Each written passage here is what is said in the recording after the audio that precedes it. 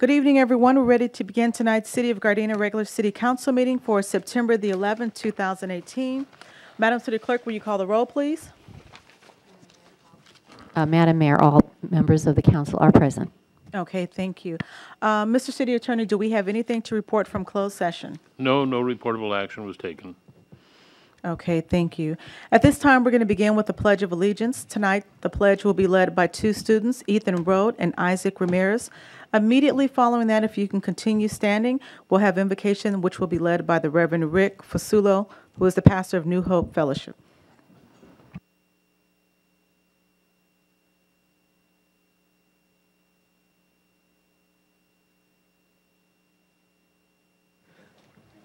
Face the flag. Put your right hand over your heart. Ready, begin. I pledge allegiance to the flag of the United States of America and to the republic for which it stands, one nation, under God, indivisible, with liberty and justice for all.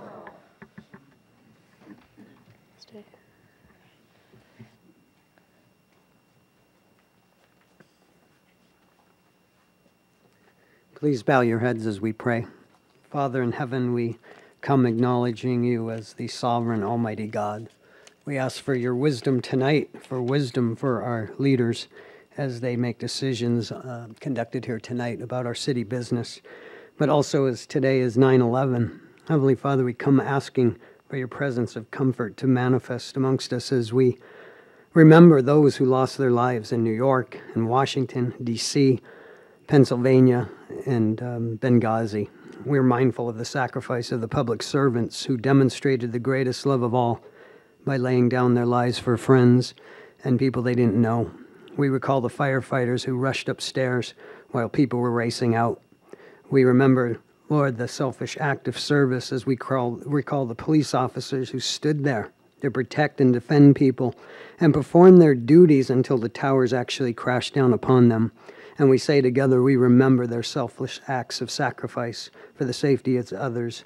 We recall the thousands of workers, of men and women, old and young, single and married, American-born, those born in other countries around the world who did not escape the buildings. And we say together, we remember the loss of human life. We recall those citizens who rushed and helped and did what they could. We can say together, we remember and we give thanks for dutiful commitment to those in distress by Americans serving Americans. And we remember the 4 men lost in Benghazi. We come remembering with hope, not in ourselves, but in you, as the foundations we once thought were secure have been shaken. We're reminded of the illusion of security. But in commemorating this tragedy, we give thanks to your presence in our time of need, as we always seek to worship you in spirit and truth, as our guide and our guardian, and it's in your glorious name we remember tonight your comfort for all the families who lost loved ones. In the precious name of your Son we pray, amen.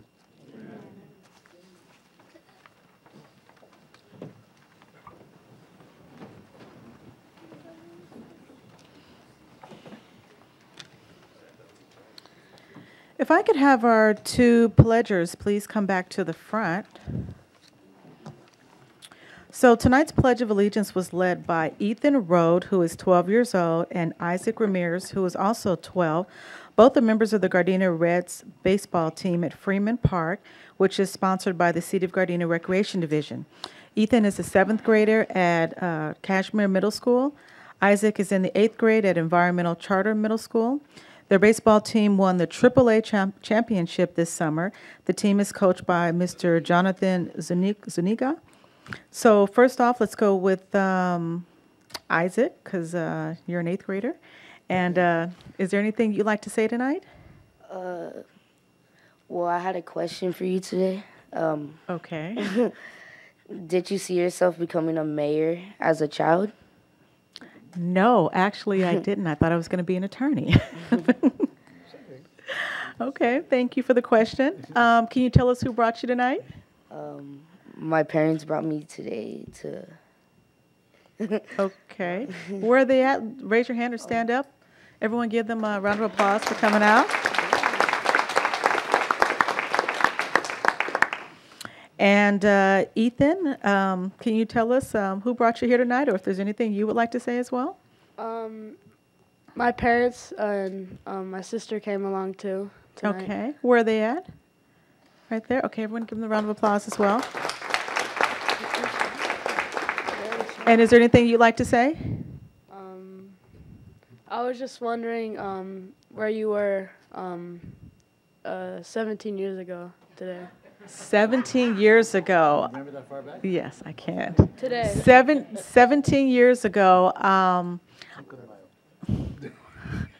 I was a neighborhood watch coordinator, and I used to attend meetings, and I used to attend these city council meetings, and I would stand where you're standing there and speak on behalf of the people there. So that's where I was at 17 years ago. So great question. Thank you. Okay, well, thank you both for leading us in the Pledge of Allegiance tonight and for doing so great on your baseball team. And we look forward to you guys coming back in the future to lead us in the Pledge of Allegiance. So everyone, please give them a round of applause again. So if I could have the Reverend Rick Fusulo please come back to the front. Is he still here? Oh, there you go. Come on back to the front here. So tonight the invocation was led by the Reverend Rick Fusulo, who is the pastor at New Hope Fellowship Church, which is located at 16390 South Normandy Avenue. Reverend Fusulo has been the pastor of New Hope Fellowship since January of 1995. He was born in Massachusetts and moved to Southern California in 1965. Prior to coming to Gardena, he was a pastor on staff at Hope Chapel in Hermosa Beach. He has been on numerous mission trips, including traveling to Malaysia, Nicaragua, India, Mexico, and Jerusalem. Previously a bivocational pastor, Reverend Fusulo now devotes his energies full-time to his congregation and to the many ministries of New Hope Fellowship. Pastor Rick and his wife Debbie have 4 children, Francesca, Vincent, Cicely, and Daniela. Their children serve in various ministries in the church, as well as in their community through the police, fire, EMT, and nursing fields. So, Pastor, is there anything you'd like to say? Turn the mic on. Turn the mic on. Turn the mic on. Just thank you for the honor tonight, and God bless that man right there so all you city employees can get raises this year.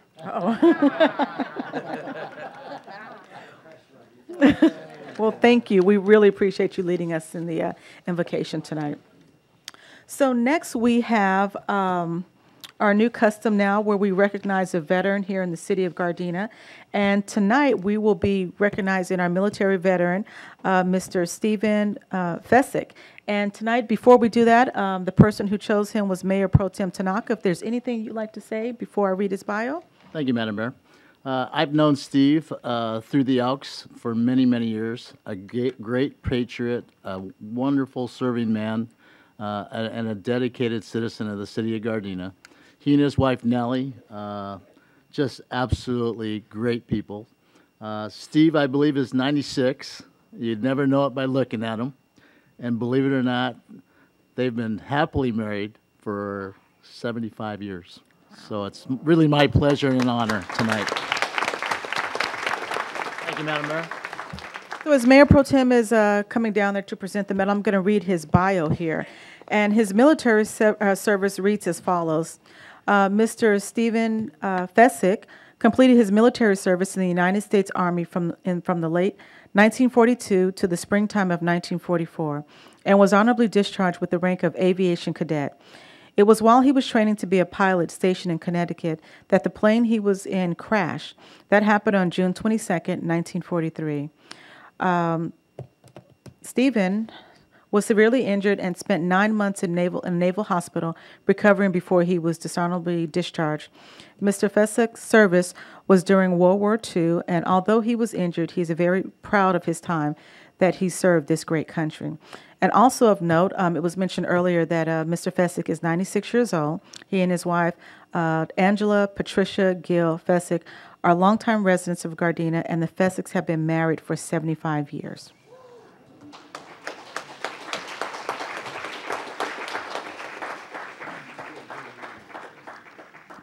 Also, I'd like to remind you that the picture of Steve Fesick will be on the corner of Redondo Beach Boulevard and Western at the Gardena Honda in the next couple of weeks, and it'll be up for about 2 weeks.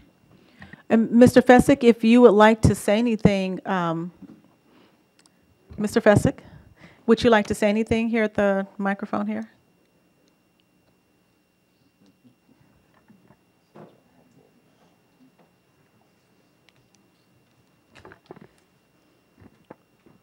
I would like to thank you all for this presentation. I enjoyed it very, very much. Thank you.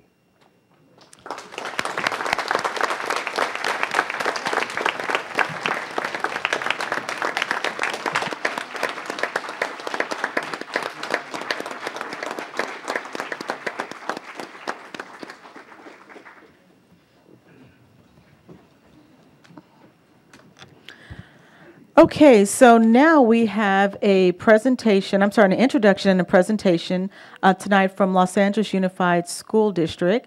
And I'm going to let representatives from the school district come forward. I believe they want to make some introductions here. So as you guys are coming forward, if you can first turn on the mic right there, introduce yourselves, and then I'll let you move forward with the introductions. Okay, I'm Richard Vladovic. I'm the school board member. I represent all of the schools from Fremont in South Central Los Angeles, Northern Los Angeles, South. So all of the schools on the east side of the freeway, about 200 schools, and the 13 schools in Gardena that we have, I represent 11. Perchie and 135th used to be in my district, but when they redistrict, they changed that. So I represent quite a few schools. I've been involved in education for 50 years.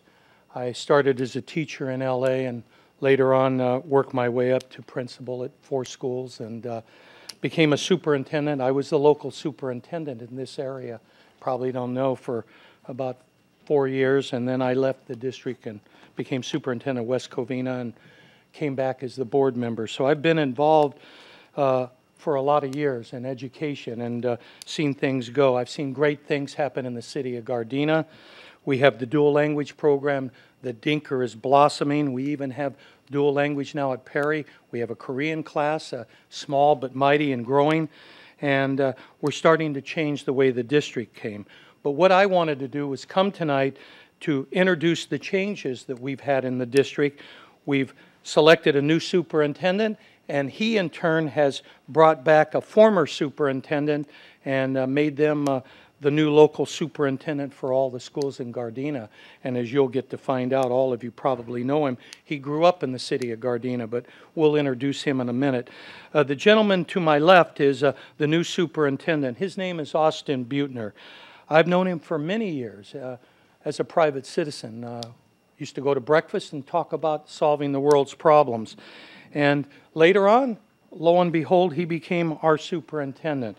He's a philanthropist who gives of himself and has helped our school district in the past by providing free glasses, Vision to Learn, to all of our schools. And we're moving in that direction now, where every child in our school district will get screened for glasses and be given free glasses. So we're doing that right now under his former charity, now run by his wife. But he's been very active in the school, former deputy mayor in the city of Los Angeles, ran the DWP, and has expertise in a variety of areas. But I feel very confident that I, as a board member, helped select this gentleman, and I'm very proud of him. With that, I'd like to introduce Austin Butner, who will then introduce our local superintendent. Thank you. Thank you, Dr. Vladovic, and good evening. It's my privilege to be here and to acknowledge the solemn responsibility people in the city of Gardena place us with their children. Each and every day, about 8,000 students in the city of Gardena come to school at LA Unified. It's our responsibility to make sure they each are in a great school with a great teacher and receive a great public education. Sounds simple in theory, it's not so easy in practice. But we're here today to remind all of you and to acknowledge we work in service of each of your constituents in the city of Gardena, and we're here to be of service. So I'm proud to be part of LA Unified. I'm a product of public education myself, and I wouldn't have the privilege of standing here today, but for my own great public education. So is our commitment to do the best possible work we can do for each student from Gardena. It's also my privilege to introduce a favored son of Gardena. You might know Mike Romero from his days at Dinker Elementary. I'm sure most of you know him as the one who was hard to corral in the playground. But he's grown up and come back. He's an extraordinary educator, and he's the person I count on day in, day out to make sure everything that's happening in a school in Gardena is the right thing that's happening. So it's my privilege to introduce Mike, and he'll talk a little bit about some of the things that are happening in schools here in Gardena. Thank you. Good evening, Mayor and council members. It's an honor to be back home. I was born and raised here in Gardena, went to kindergarten at Dinker. My parents rented their first apartment around the corner on Dalton Avenue, and then they moved to South Gardena, where I went to 186th Street School, then moved on to Perry. I wanted to share, you might know my mom, Pat Romero. She's been very active through many years here in Gardena, and she taught at Perry for almost 30 years. So it's an honor to come back and serve the students and family members and the greater Gardena community as your new local superintendent. I do supervise well over 100 schools, almost 100,000 students from Fremont High School South, City of Carson, City of Gardena, Lomita, San Pedro, Harbor Gateway. My office is right here in Gardena on Magnolia Avenue.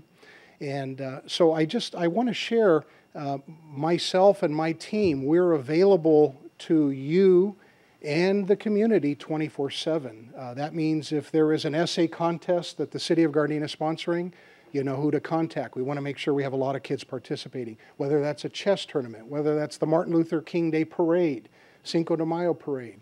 We want to make sure that our kids in our schools are very active, like they've always been.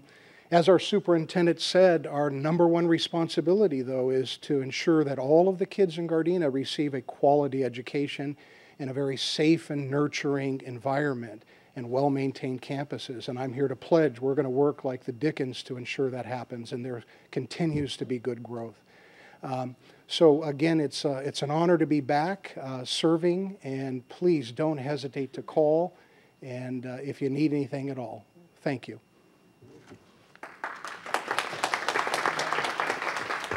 Oh, first off, I'd just like to say, Dr. Vladovic, thank you for coming here tonight. Mr. Butner, welcome. And to Mike Romero, thank you for coming back as well. Councilmember Medina would like to say something very briefly. Just as an homage to Mr. Romero, when he was working at the same office he's working now, every time the City of Gardena had an event, every single elementary, junior high school, and high school participated in our events. The Cinco de Mayo, the Heritage Festival, the Martin Luther King Parade, and we had almost 2,000 applications for the essay contest that we were overwhelmed with, and we're looking forward to that again. And thank you for bringing them back. Yeah. Thank you very much for having me. Thank you again. Thank you. Okay, so we have a couple of proclamations here, so bear with me. There's a lot of reading to do here. The first one here is the City of Gardena's 88th anniversary. So September 11, 2018 marks the 88th anniversary. So in the City of Gardena, California, it was incorporated on Thursday, September 11, 1930, combining the rural communities of Gardena, Moneta, and Strawberry Park into a municipal corporation. At that time, Gardena was a small farming community of about 20,000 people. 88 years later, with a population of over 61,000 residents, Gardena has developed into a busy, desirable destination for new residents and a welcoming, settling place for our corporate citizens. It was fitting that Gardena recognized the 75th anniversary landmark theme, which was celebrating history, heritage, and opportunity. We have continued over the past 13 years to celebrate with great pride our cultural wealth and remarkable ethnic diversity through our annual city and community events and activities. So I proclaim Tuesday, September the 11th, 2018 to be City of Gardena 88th Anniversary Day. Also, I'm going to announce this event later on during our announcements, but this coming Saturday will be Keep Gardena Beautiful Day. So on Saturday, September 15, 2018, volunteers, representatives, and community groups and individual citizens and the City of Gardena elected officials and city staff will gather to make a difference in our city. These dedicated volunteers will work to keep Gardena beautiful. by sprucing up our city parks, by cleaning the right-of-ways along our streets, as well as by working with our neighbors. Also, flowers will be planted, painting will be done, and minor fix-ups will be accomplished. The city's General Services Department, in conjunction with Gardena Beautification Committee, is coordinating all projects for the day. Following these worthwhile activities, community cleanup participants are invited to enjoy lunch at Mas Fukai Park, which is located at 15800 Brighton Avenue. So in recognition and support of Gardena's 19th annual community-wide beautification effort, which will be on this coming Saturday, September 15, 2018, we proclaim this coming Saturday to be Keep Gardena Beautiful Day, and we encourage many of our caring citizens and city officials and staff to come and be with us to carry out these projects and beautify our community. So let's take pride in making Gardena a better place in which to live, work, visit, shop, and play. So if you haven't signed up to participate, there's still time to do so. You can call 310-217-9568. Either individually you can sign up, or you can sign your entire group up as well. So also, this month here in September is Constitution Week. September 17th through September 23rd, 2018 is Constitution Week. September 17th, 2018 marks the 231st anniversary of the drafting of the Constitution of the United States of America by the Constitutional Committee. Public Law 915 guarantees the issuance of the proclamation each year by the President of the United States of America, designating September 17th through the 23rd as Constitution Week, and therefore is fitting and proper to accord official recognition to this magnificent document as it is memorable anniversary. The National Society of Daughters of the American Revolution is just one of the numerous devoted and patriotic organizations that will be celebrating the 231st anniversary of the drafting of this momentous and unique document. So, I proclaim September 17th through 23rd, 2018 to be Constitution Week, and in the city of Gardena, we urge all citizens to study the Constitution and reflect on the privileges as well as the rights and responsibilities of being an American. And then also on September 27th, we have our City Employee Recognition Day. The elected officials of the city of Gardena are most appreciative of the exemplary support of the city's dedicated employees that have shown toward the city and its citizens. The City of Gardena employees have traditionally been honored for their service, and recognition has been given for their years of service and special functions.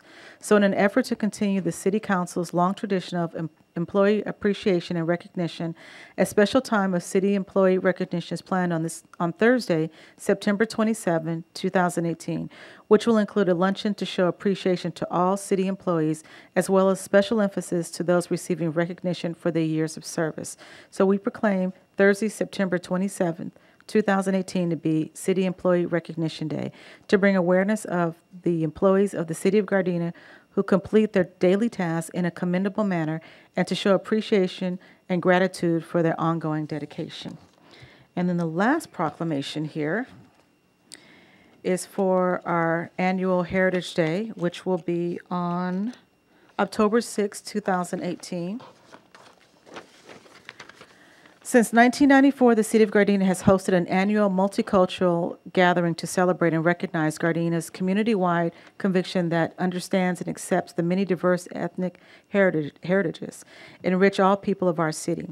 The city's 25th annual Gardena Heritage Festival and Street Fair is scheduled on Saturday, October 6, 2018, and will be held on the grounds of the Gardena Civic Center and the Nakoka Community Center. A fun for the entire family, filled with nonstop live music and entertainment, a pancake breakfast hosted by the police department, a children's art fair and craft activities, numerous retail and craft booths, carnival games, a food court from local restaurants. Admission is free of charge to the public, and the cost to purchase food and beverages will be nominal. All made possible by the commendable generosity of local merchants, community organizations, service club, and dedicated volunteers. So on Saturday, October 6th, we proclaim it to be Gardena Heritage Day and urge all citizens to join in the day's celebration and recognition of the many cultures and ethnicities of our great community. And next, we're going to move on to appointments. Does any member of the council have any appointments at this time to any commissions, committees, boards, or council? Yes, Madam Mayor, I do. Go ahead. I do have an appointment for Gardena Rate Mediation Board Landlord Representative, Mr. Timothy McClone, if he's here, yes, all right. Okay. And for Gardena Rent Mediation Board at Large Representative, Mr. Woods Woolwine, Jr. Okay, both are here. Okay, so at this time, Councilmember Cascanian has made a motion to appoint Gardena Rent Mediation Board Landlord Representative, Mr. Timothy McClone. He's also made a motion to appoint the at-large representative for the Gardena Rent Mediation Board, Mr. Woods Woolwine. So he has made the motion to do that. Can I get a second? Second. Okay. Madam City Clerk, there was a motion made by Councilmember Cascanian and a second by Councilmember Medina. Will you call the roll, please? Councilmember Cascanian, Yes. Councilmember Medina, Yes. Mayor Pro Tem Tanaka, Yes. Councilmember Henderson, Yes. Mayor Serta. Yes. Okay, well, congratulations, both of you. You are officially on the Rent Mediation Board. So at this time, we're going to move on to our consent calendar. Does any member of the council have any, like to pull any item on the consent calendar as it is? I have one change before we make a motion to approve the consent calendar here. I would just like to add to the minutes for the August 28th meeting. It later came to my attention that during the adjournment for Mr. Eugene D. Doss, we found out much later on that he just happened to be an employee of the city of Gardena, and I just wanted to make sure that was noted in the minutes. He worked in the City of Gardena Transportation Department. He was a senior transit utility specialist, and he worked for 14 and a half years in that department. So if we could, when we make our motion tonight, if we could just add that to the minutes for the August 28th meeting. So moved. Okay, is there a second? Second. Okay. Madam City Clerk, there was a motion made by Councilmember Medina to approve the consent calendar and a second by Mayor Pro Tem Tanaka. Will you call the roll, please? Councilmember Medina, Yes. Mayor Pro Tem Tanaka, Yes. Councilmember Henderson, Yes. Councilmember Cascanian, Yes. Mayor Serta. Yes. Okay, next we're moving on to Planning Commission. It was noted on here that the meeting was canceled for September 4th, 2018. Next up is oral communications. Tonight we have 2 speakers. And just like to note that we speakers are limited to 3 minutes unless your time is extended by myself. When the yellow light here comes on, it lets you know that your 2 minutes are up. When the red light comes on, it alerts you that your 3 minutes are up. At that time, if you can just finish your statement and go from there, and I really appreciate your cooperation in advance. So the 2 speakers we have tonight, the first one is Vanessa Espinosa from GGIP, and the second one is Emma Baptiste. If you can come forward at this time.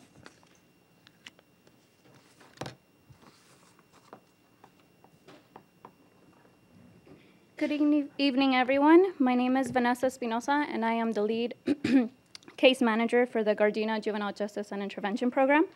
It's a program that's part of the Gardena Police Department, which aims to better the lives of at-risk youth. I want to thank all of the city council members, as well as the mayor, and as well as the audience for taking the time out of their day to attend today's city council meeting. I'm here today to announce a free community educational workshop that will be taking place next week, Wednesday, September 19th, from 6 p.m. to 8 p.m. at the Nakaoka Center. Our program has partnered up with the Gardena Drug and Alcohol Prevention Group, as well as Human Save, which is a nonprofit that provides services for human trafficking survivors. During this community workshop, we will be discussing various life situations that can lead to substance abuse and the connection between alcohol and drug abuse with suicide. I want to thank city council members for participating in our previous workshops. So we will have free food and free refreshments, as well as raffle prizes. This workshop is open to all ages, so parents and children can attend. I will leave flyers for your convenience, and thank you again. Thank you. Okay, thank you.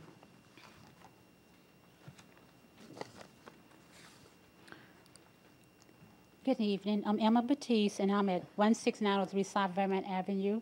This is regarding to a dog that keeps feces on the property, and the owner of the dog address is 16907. His dog has been, leaving feces, and we would like for you to help us, change the code, because they felt it and just be flies and stuff everywhere. And we have called the animal control. We have called the city hall. You'll see the attachment. We also made a police report and complaining about this. But nothing has not been done. And this is getting really ridiculous. It's so filthy around there with flies and everything. So, this man have no right, to be doing this on the property. So please, please, help him stop doing this ASAP. You'll see the attachments. And your proper attention will be very appreciated, if you can really help us out or change the code, whoever the code is. And our landlord, end up picking up the dog feces every day. And the guy don't have no respect at all. And we pay rent and everything else. If you can please, see into this. We have had citations served, but the owner of the property at 16907, he don't do anything about it. And the guy just keep letting his dog leave all this feces on there. Okay. And if you can please help us, I really would appreciate it. Okay. You know what? If you could see the chief, Chief Kang here, and maybe he can assist you there some more, and I'm sure we'll all hear a follow-up. Thank you. And really see what we can do appreciate from there. Thank you. Okay. Thank you.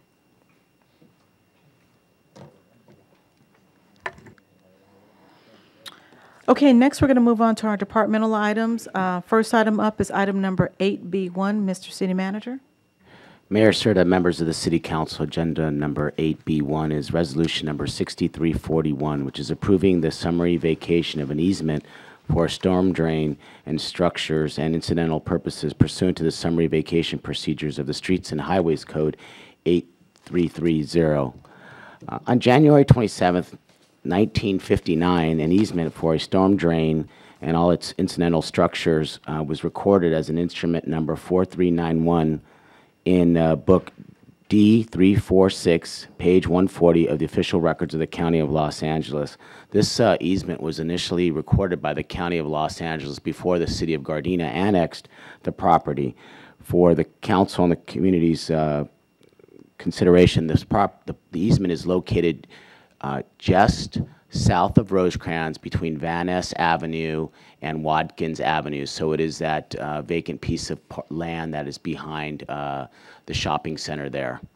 The easement was initially going to be used for some part of storm drain, which no longer exists. The city has not had any intention on using the easement, and Section 8333A provides that a public service easement may be summarily vacated when the easement has not been used for the purpose for which it was intended or acquired for 5 consecutive years immediately preceding the proposed vacation. All these requirements have been met, and what is required is for the council to adopt resolution number 6341. Okay, thank you. Does any member of the council have any questions or comments on this item? If not, can I get a motion to adopt resolution number 6341? So moved. Is there a second? Second. Madam City Clerk, there was a motion made by Mayor Pro Tem Tanaka and a second by Councilmember Cascanian. Will you call the roll, please? Mayor Pro Tem Tanaka. Yes. Councilmember Cascanian. Yes. Councilmember Medina. Yes. Councilmember Henderson. Yes. Mayor Serta. Yes. Next up is item number 8B2. Mr. City Manager. Mayor Serta, members of the City Council, agenda number 8B2 is a public hearing.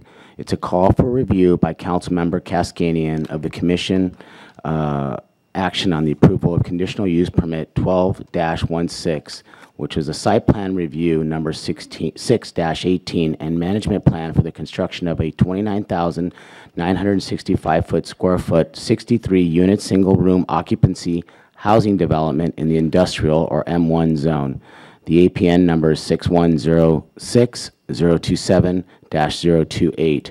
On August 7, 2018, the Planning and Environmental Quality Commission made a motion to approve the subject entitlement and management plan and directed staff to file a notice of exemption as an infill project. A call for review was filed by Councilman member Cascanian, citing noise from the parking lift, guest parking, and ADA review. An acoustical consulting firm provided information that the noise impacts of the nearest residential structure beyond the property line over 100 feet away would not be impacted by the sound of the parking structure. That was review item number 1. The second one was the parking. The parking is consistent with parking standards of the Gardena Municipal Code, Chapter 18.36.030, subsection O, subsection 10.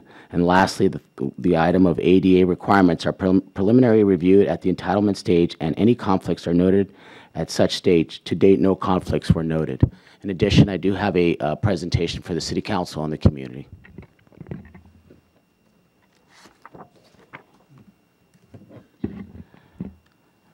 So the background, the city records show that this subject property was approved as a nursery, but has since been vacant. The Planning Commission approved the project on August 7th, 2018.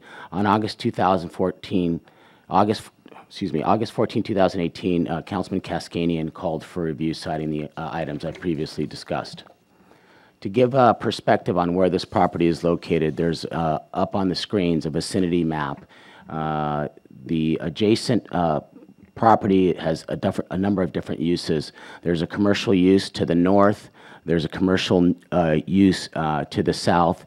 To the west, there's a residential use, multi-use housing, and then to the west, to the east, there's Normandy Avenue across the railroad tracks. Next, we have some site photos. This is the property looking from looking north.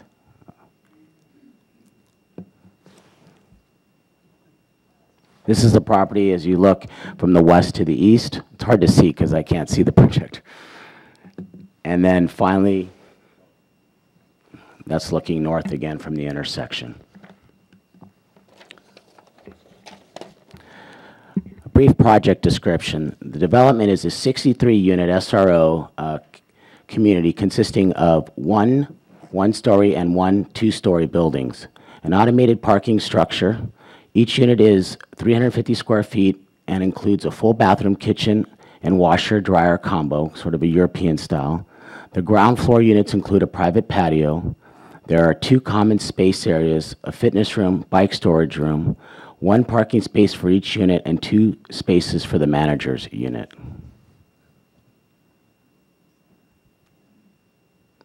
This is a rendering of the project itself. This is a site plan of the location. As noted on this site plan, the parking structure is located on the north end of this development towards the east side, adjacent to the commercial use to the north, and it sits sort of almost centered on the project. Here are the elevations. As you look at the building, the north elevation and the west elevation.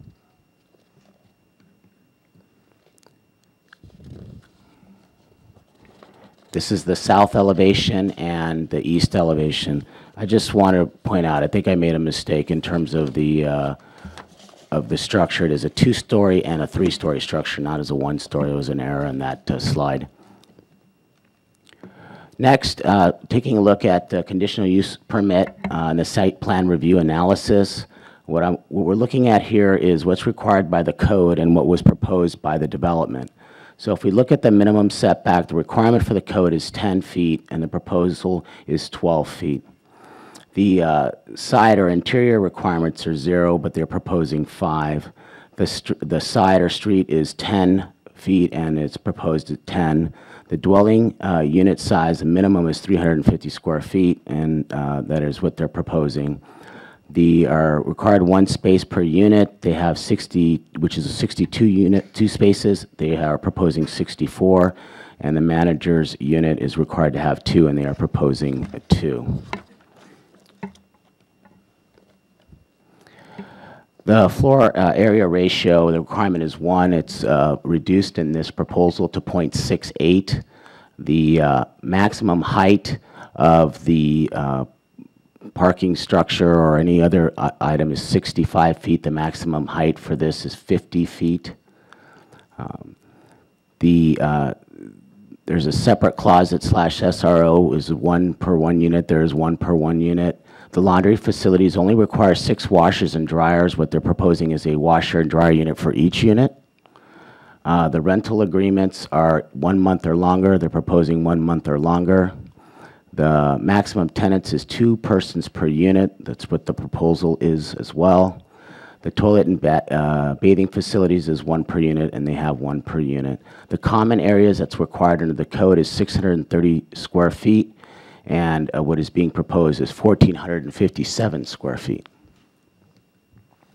The traffic and fiscal analysis. The traffic analysis conducted by Linscott Law and Greenspan Engineers has shown that there's no adverse traffic impacts that are anticipated, and a formal study is not required. If you take a look at the traffic study at peak periods in AM, they're estimating 33 vehicles and 40 vehicles PM, and that would average between 1 and 2 vehicles every minute during peak times only. The fiscal analysis conducted by Stanley R. Hoffman Associates showed that there will be deficit revenues from the city's general fund, but negligible.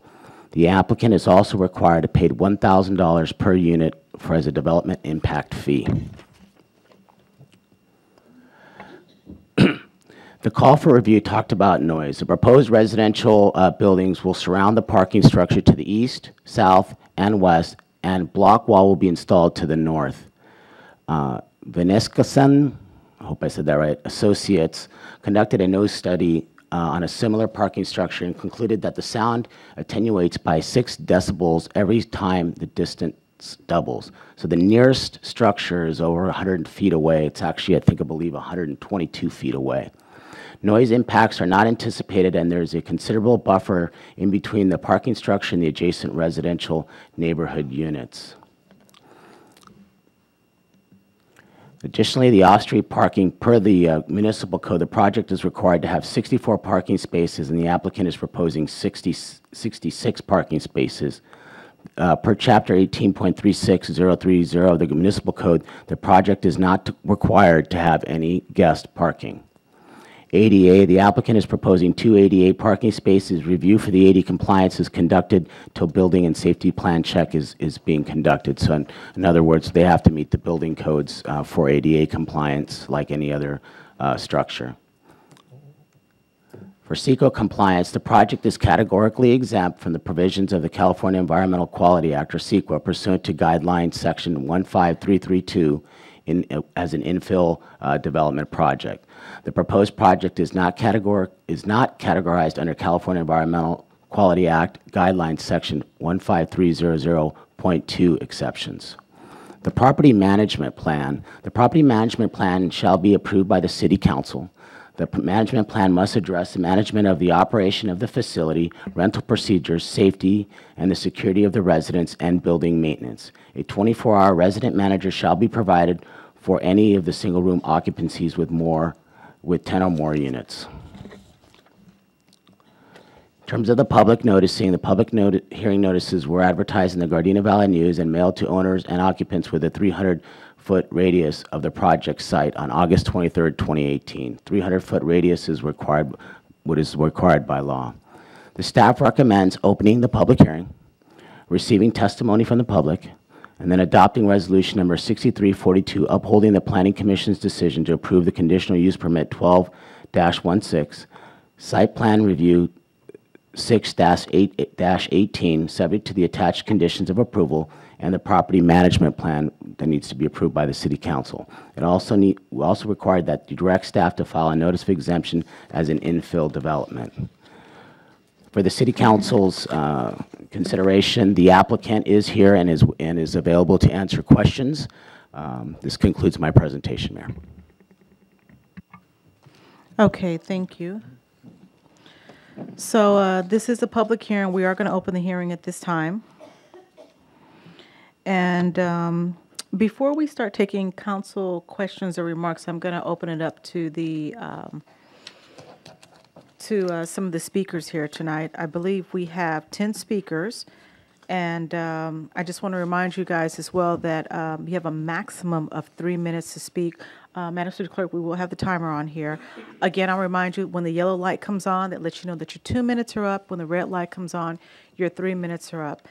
And so because we have so many speakers, I really cannot extend any time tonight. So if you can, just kind of go ahead and get to your point. First speaker tonight is Denise Mueller, and the second speaker is Martha Nagawawa.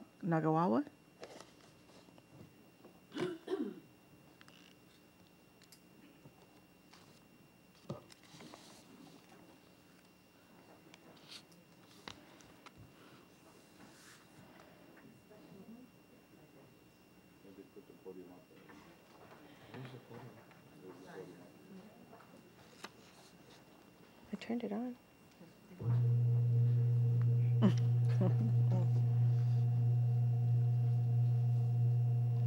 If only the elevator was this quiet.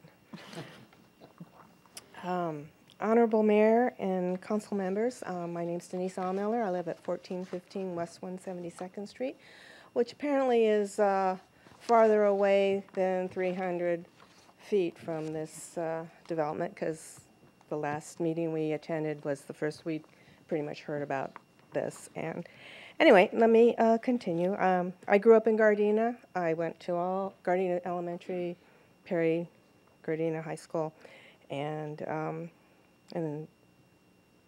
returned in the early 90s, and I've been here ever since.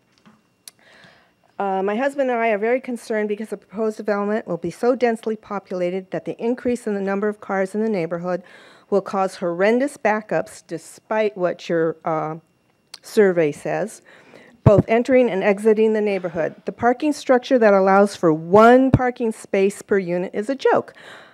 Not only will it cause backups within the structure for residents attempting to exit it, but it will add to the congestion on the street for those waiting to enter. As I am assuming here, the elevator will accommodate only 1 car at a time and probably in only one direction at a time. There are a few exit points surrounding our neighborhood, very few.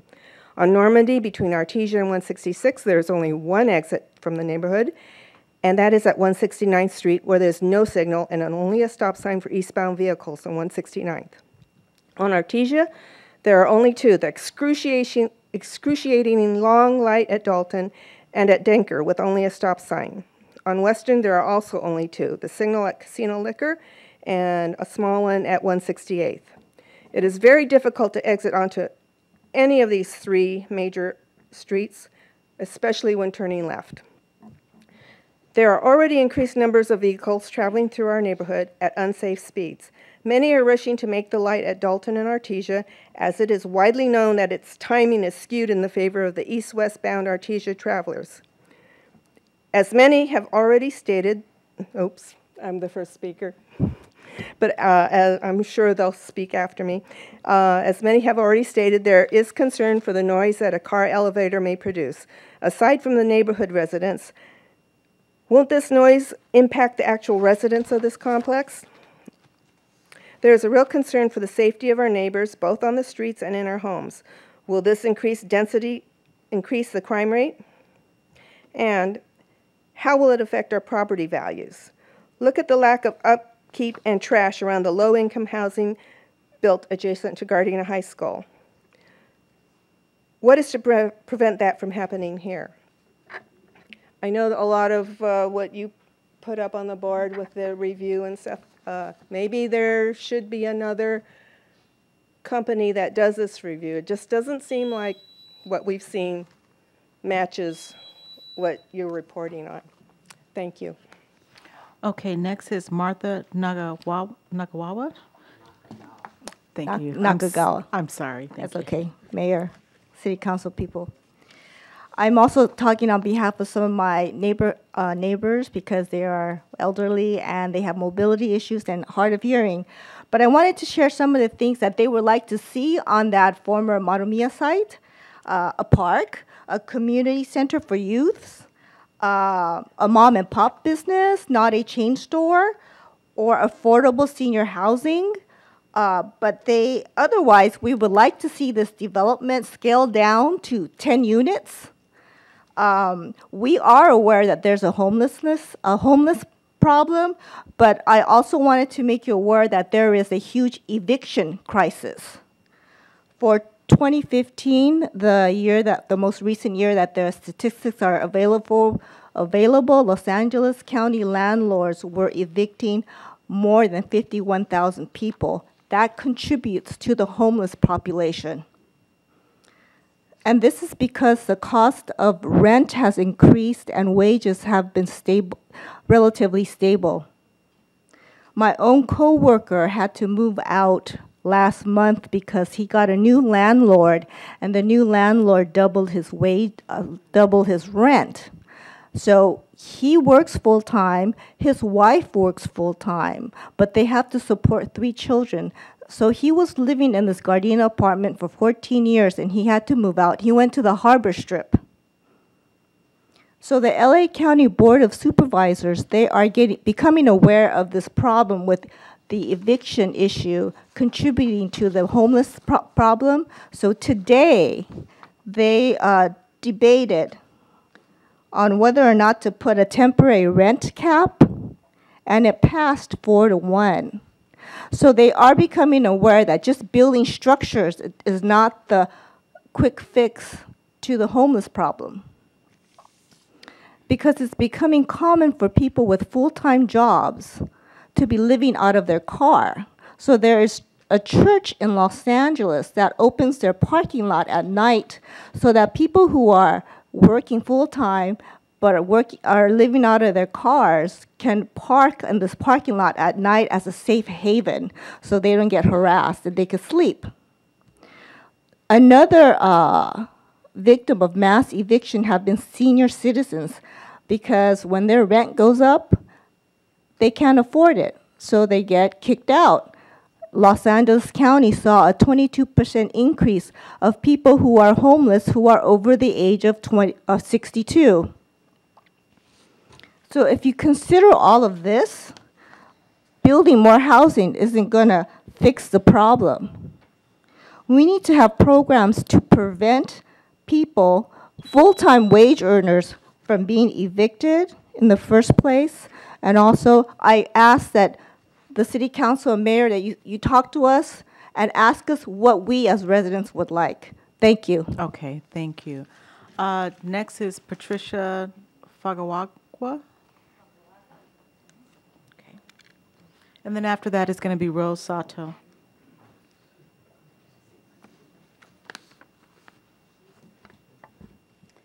Good evening, Honorable Mayor and members of the Council. I'm a resident of course, the city of Gardena, and I am here tonight on behalf of Michael Hall. I will be reading the following statement from him. Okay. And it goes, I apologize that I could not attend the city council meeting this evening. This memo is to voice my extreme displeasure and disapproval regarding the proposed 63-unit apartment development at 169th Street and Normandy Avenue. The Merritt homes bordering Western Avenue, Artesia Boulevard, Normandy Avenue, and 179th Street, built in the late 1950s, is referred to as the Beverly Hills of Gardena. This highly desirable neighborhood has recently been exploited with 2 high-density developments that will noticeably transform the neighborhood into an urban nightmare for a long-term residents. The proposed high-density development of 63 low-income units in a 6-story automated parking structure on the corner of 169th Street and Normandy Avenue would catastrophically alter the peaceful and tranquil area into an inner-city eyesore. Parking, residential traffic, crime, noise, litter, and other tangible concerns will also contribute to the negative impact and degrade of the area. Currently, it is almost impossible to find street parking on 169th Street, west of Normandy Avenue, at any hour of the day or night during the day or night due to the multiple work shift of the business directly across 169th Street. Employees of this business park along both the north and the south side of 169th Street, occupying all available parking spots. Street sweeping days add to an already severe street parking shortage in the immediate area. Additionally, the extreme noise level from trucks coming and going from this business at all hours of the day and night has been brought to the city's attention by nearby residents. Unfortunately, nothing has been done to correct this ongoing unacceptable problem. Where are the two-car residents of this proposed 63-unit complex supposed to park their second vehicle? And where will the visitors park? The answer is simple: 2 and 3 blocks in every direction of the proposed site in our neighborhoods that currently have many duplex and apartment buildings, neighbors that already have an existing parking problem. Furthermore, construction of a housing tract is currently active at the, am I done? Just finish your sentence out. Okay. Furthermore, construction of a housing tract is currently active on the east side of the Normandy Avenue at 169th Street, and highly density project is active on Western Avenue and 169th Street. Okay, thank you. Thank you. So next we have Rose Sato.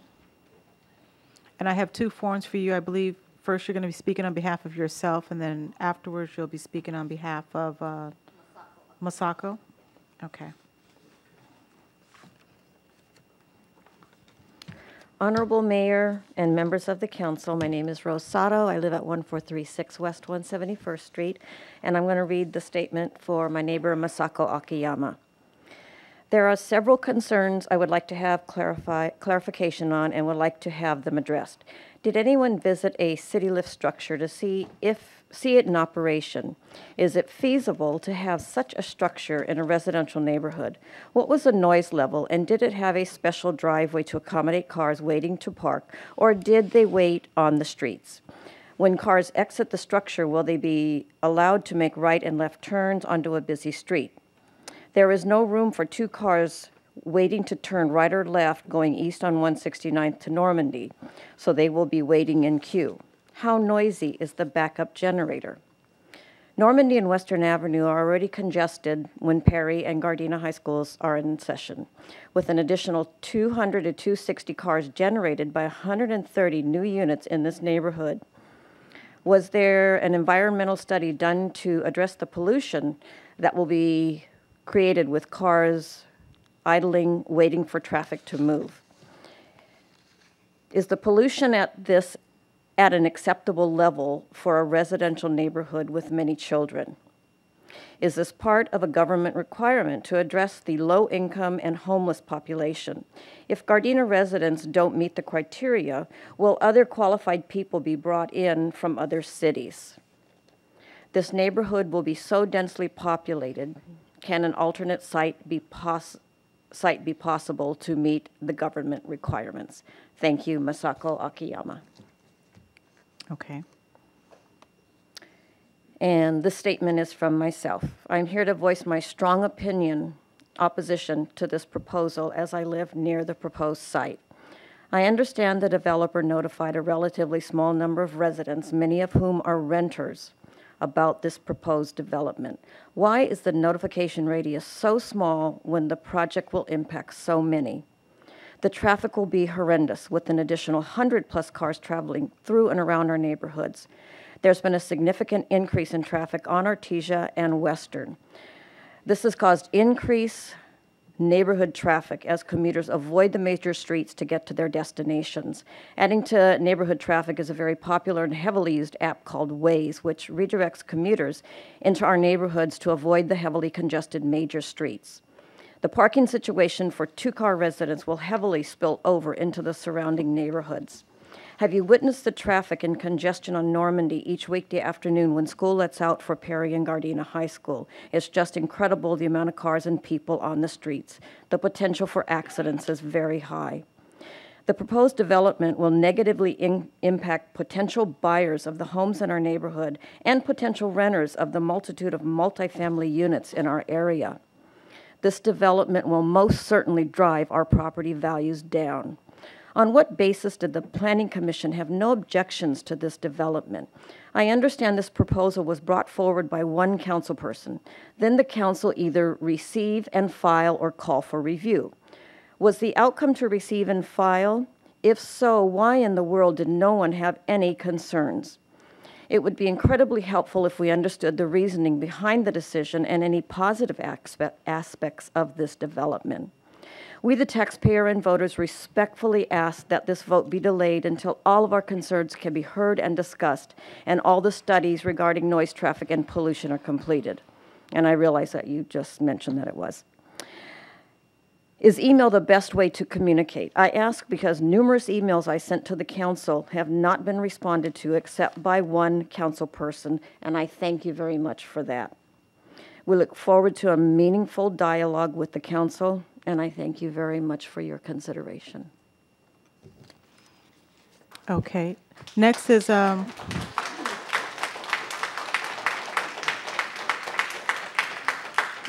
Pat Maraca on behalf of Sukugach.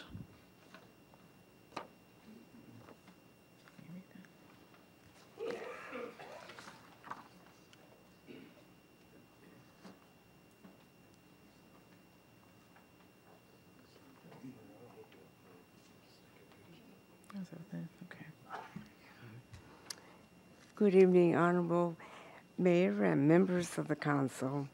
I'm reading the statement written by Ms. Peggy Sekiguchi, which she was not available here. Okay, so this is what I'll read to you.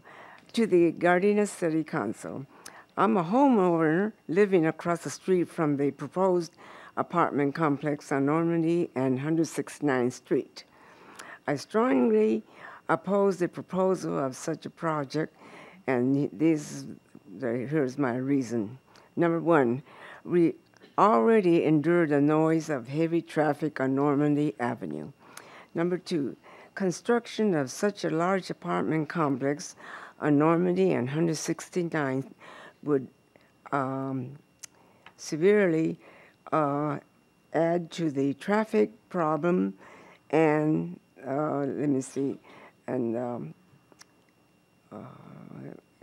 that we already endure.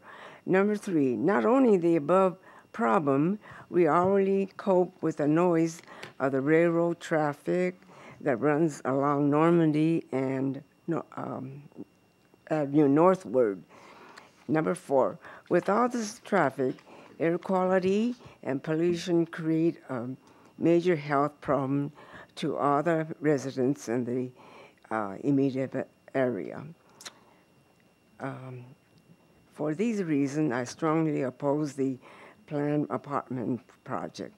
This is by Peggy Sekiguchi. Okay, thank you. Okay, thank you.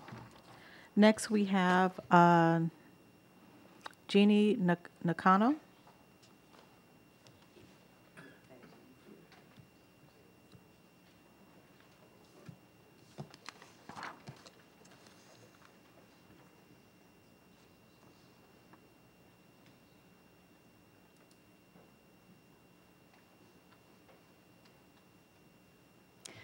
Good evening, Honorable Mayor and council members. I live on 1411 West 172nd Street, very close to the proposed project. I've been teaching in Gardena at Japanese Cultural Institute for 35 years. And prior to this, I just moved to Gardena in April of this year. Prior to that, I was living in Hawthorne, and we were very happy. We lived there for 35 years. And then suddenly, the Marriott Hotel moved similar, about the same direction, same amount of space to our house. And it was a catastrophe because the noise, the traffic is congested, the trash that goes around, everything that goes with a highly dense populated situation. And so when I heard this, and I just heard it recently, I guess I wasn't notified, maybe I moved in too late, and I was like horrified. I move away, and here I'm moving here to get away from that, and here it's going to happen to us again. We live in a nice neighborhood, and I hate to see it go down like it did in our neighborhood. Believe me, this is a terrible situation that's coming up. The trash, like I say, the noise, the parking, you can't even get through the streets anymore. And then when I saw those pictures of what it's going to look like, they look like little prison cells, just little squares. Nothing's really beautiful. Nothing's architecturally considered.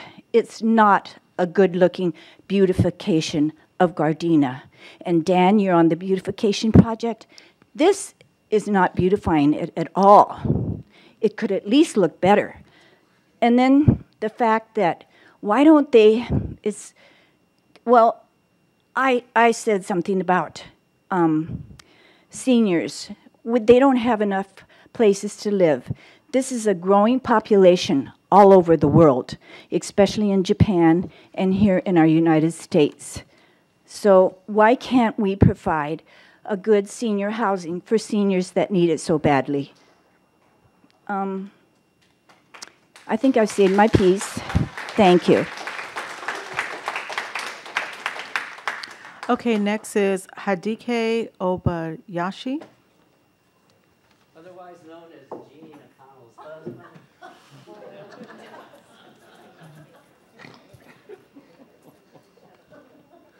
Mayor, Honorable Mayor, and City Council members, I'm telling you, this is going to be a catastrophe. Jeannie's my wife. The reason why we moved here is to get away from Hawthorne, and why, she alluded to it. It's a 450-room hotel. No parking structure down. Where are they going to park? We lived only a block away at on Manor Drive, 1 block away. And then we come here, we see apartments over on Normandy. They're building some more on Western. And then over here where the nursery used to be, they're going to put up 63 more. They will tell you, no problem. They were bragging that you don't like it, we're going to put 100 more up. You know, they're arrogant. We don't want to be shoved around. We want a nice community. These people live here. These people live here. Put your flags up. And I guarantee you that if you pass this stupid housing thing, we're going to get every one of you out of office and put new people in.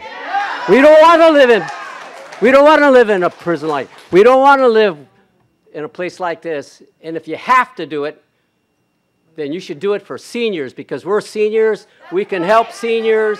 We can tell them where to go, JCI. We can say, go to this place, go to that place. But you put in a bunch of young kids. We've been there once. I've been there, done that. I'm 77 years old. You know, we don't like young kids running around having parties. You say you have 63 places for parking. They're going to have a roommate. They're going to have another 63. They're going to have parties on the weekend. You're going to have another 100. Where are they going to park? Yeah. They're going to park on the streets. And they'll start pissing in the streets, just like Hermosa Beach. I mean, you know, it's ridiculous. You want a nice community. We all live here in Gardena, and we came here because it's a nice community. You don't need to drag in more people. And if you do, give it to the seniors. Make it a seniors-only place if you have to. I've got a few more seconds left. I want to tell you that there were at least a half a dozen people that canvassed this whole area, not 300 feet. That's ridiculous. And every one of them is opposed to this idea of having this apartment. We don't want it. I told you that before. If you insist on having it, then at least make it logically feasible and give it to seniors. Thank you.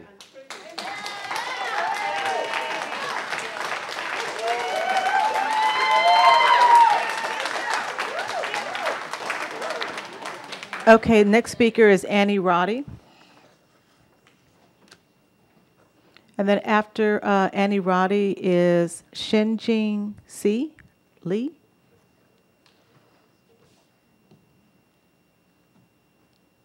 Good evening, Madam Mayor, City Council. Annie Roddy, resident, business owner of record. My concerns are the same, 63-unit development. I spoke at the Planning Commission meeting.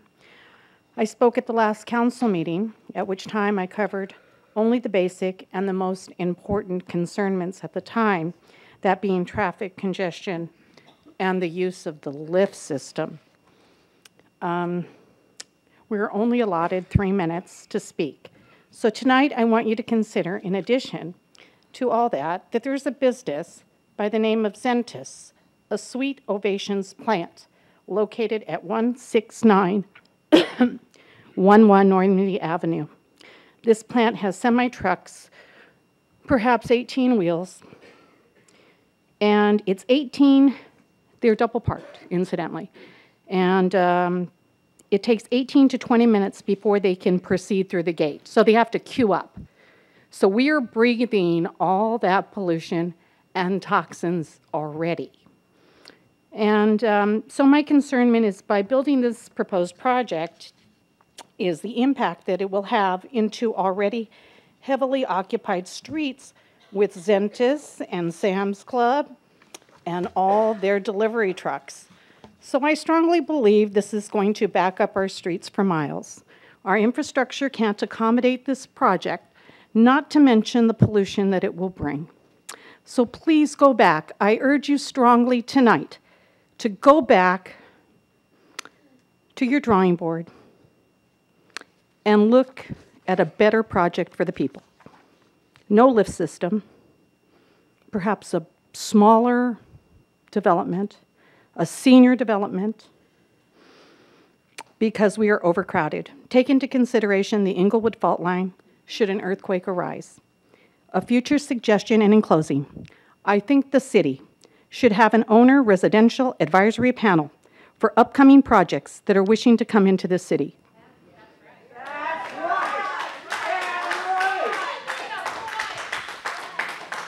This process would be conducted before it goes to the Planning Commission to vote on.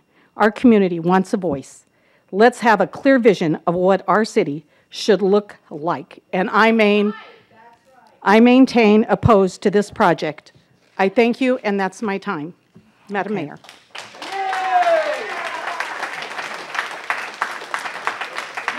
Okay. The last speaker is Jean C. Lee. Good evening, Honorable Mayor and Council member. My name is Jin Lee.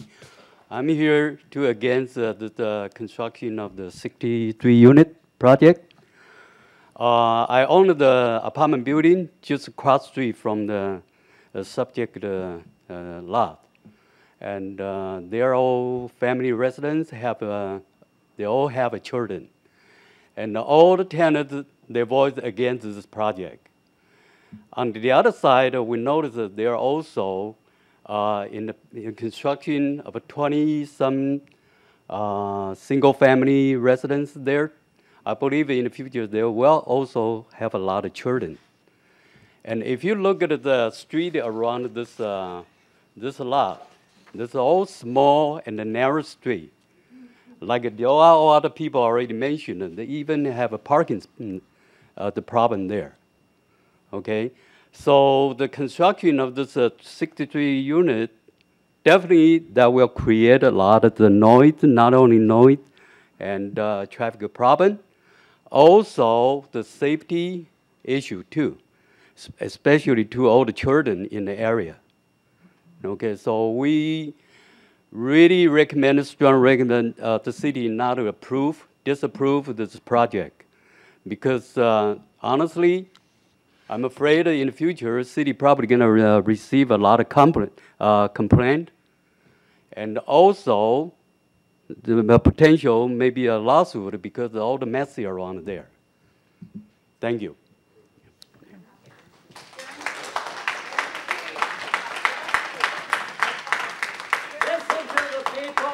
Okay, thank you. At this time, I want to open up any questions or comments.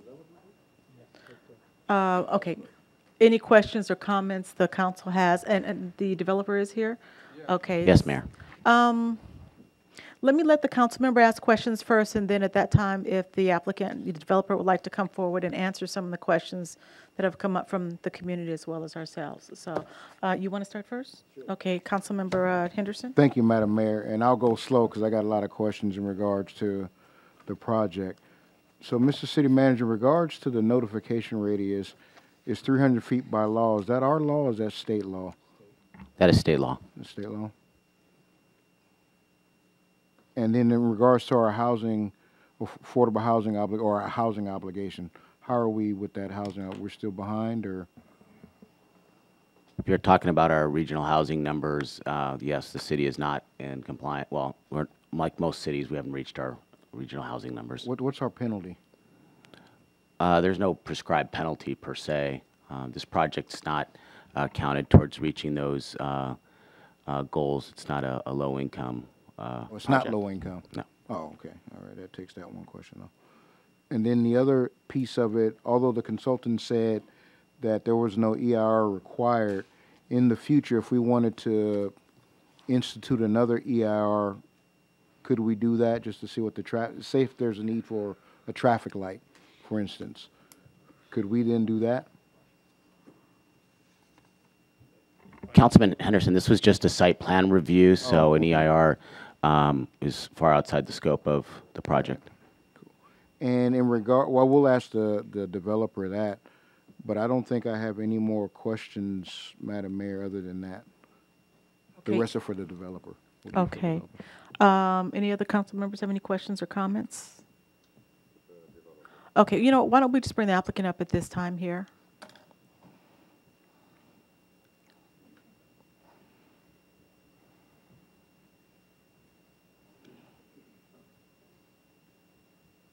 Sir, if you could just state your name and if you want to go ahead and address any of the questions that some of the community members had as well as council members.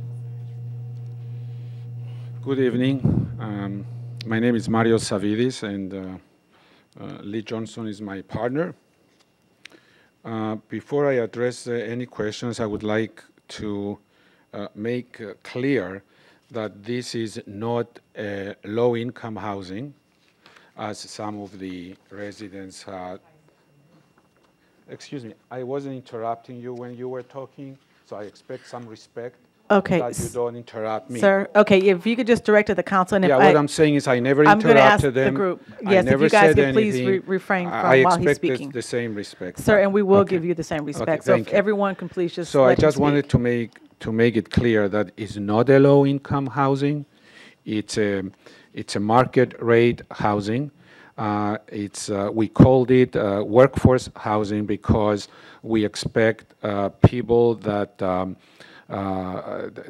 that need this kind of housing, like policemen, nurses, teachers, firefighters, waiters, that make that their income is higher than if we build a low-income housing, and then they will not qualify. We expect that kind of residents there. The other thing I wanted to bring to your attention is that there was a traffic study made by your experts, and it's clearly showing that there is no further requirements regarding any further studies, traffic studies required. Also, I would like to mention to you that the previous use, which was the nursery garden use, was generated according to the government charts provided, was generating almost 2.5 times more traffic than this residential housing project. Okay, if everyone could please just hold on here. Please let him finish speaking. I can address some other things that I observed right now with the residents talking to you. The most shocking one was them standing up here screaming at you and blackmailing you to vote in violation of state laws. Otherwise, they're going to vote you out. I have been in many hearings like this, and I've never encountered anything like that. So I was shocked about that.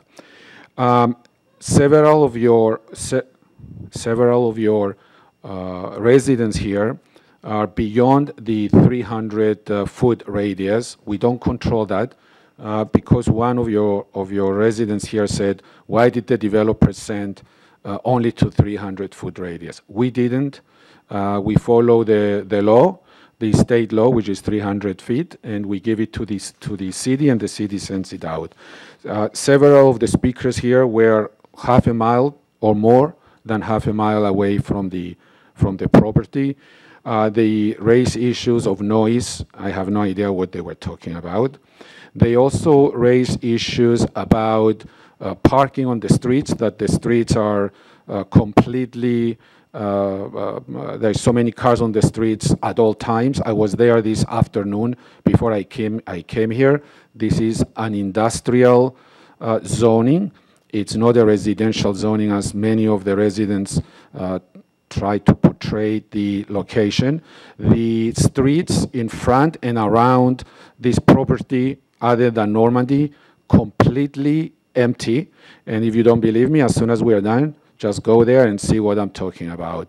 There is no such a thing as there is so many cars on these streets. There are none because it's industrial zone.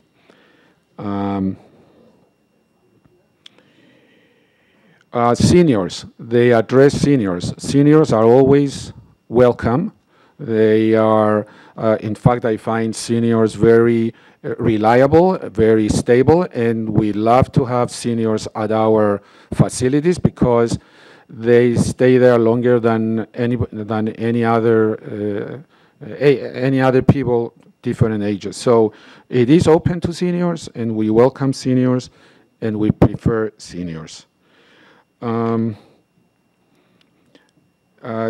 lot of your residents here portray themselves as traffic experts, traffic engineers, pollution experts, earthquake experts, but they didn't produce any qualification to prove that they are experts in those fields. They didn't like the experts you hire and the reports they submitted. And that's all I have to say about that. And again, we don't want to end up with an affordable housing project where people do not qualify, and then you have an empty building. It happened before in LA. About a year ago when we were here, we already discussed that. It was in LA Times, a whole article. And other than that, if you have any other questions, I'm here to answer them. Thank you very much. Okay, I think some council members had questions. Let's start on this end here. Questions for the applicant? Yes, thank you, Madam Mayor. Mr. Savelis and Mr. Johnson, thank you for coming. I just want to address a few things to the residents over here.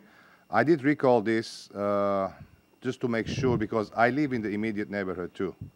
I'm concerned about the traffic, everything else. As you're concerned, it applies to me too. All right?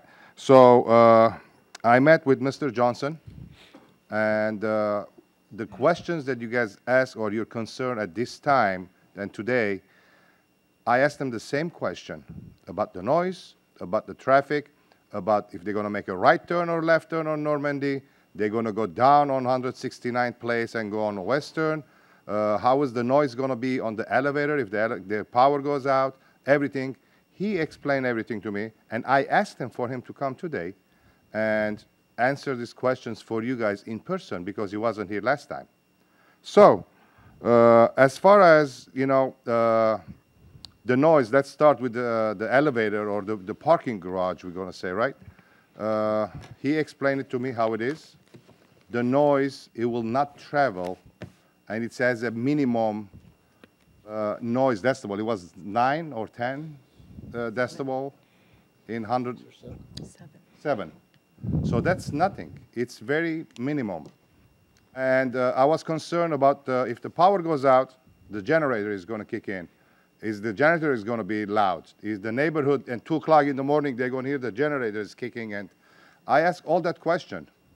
And his answer was, no noise. It's very minimal noise. Probably the neighbors, I mean, in the complex, the people will hear the noise more than anybody else outside the apartment units. I am very concerned about the traffic that they're going to park outside. I asked them that question too. I said, well, I come home, I rent it, let's say my wife or my partner or my neighbor, you know, they're going to come. I have a car, I occupy the parking, and they're going to park where? 60 cars on the streets. Well, as Mr. Sevilis mentioned, you know, it is immediately, it's a not residential, I'm sorry, industrial zone. So I went this afternoon over there myself, and I sat down where the tow truck is on 169th Street for about half hour, 45 minutes, and to see how many cars was parked outside. And around 5 o'clock or 5:15, there was about maybe 10, 15 cars that they left the neighborhood because I was assuming it was from these businesses that around it. So there was a sufficient enough parking, but again, 63. I don't know if all 63 cars going to be there at the same time or not. It's nobody's guess. Even the builder doesn't know. Even I won't know either. So you know, I want to make sure that everybody, before you guys leave here, that you guys are satisfied with the outcome.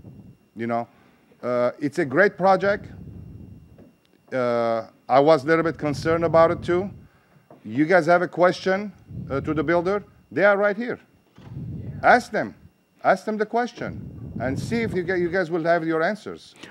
So, you know, if there is any other issues that it comes about the traffic or traffic lights or something, the immediate neighborhood or the residents, they know how the traffic is over there. I travel over there a lot.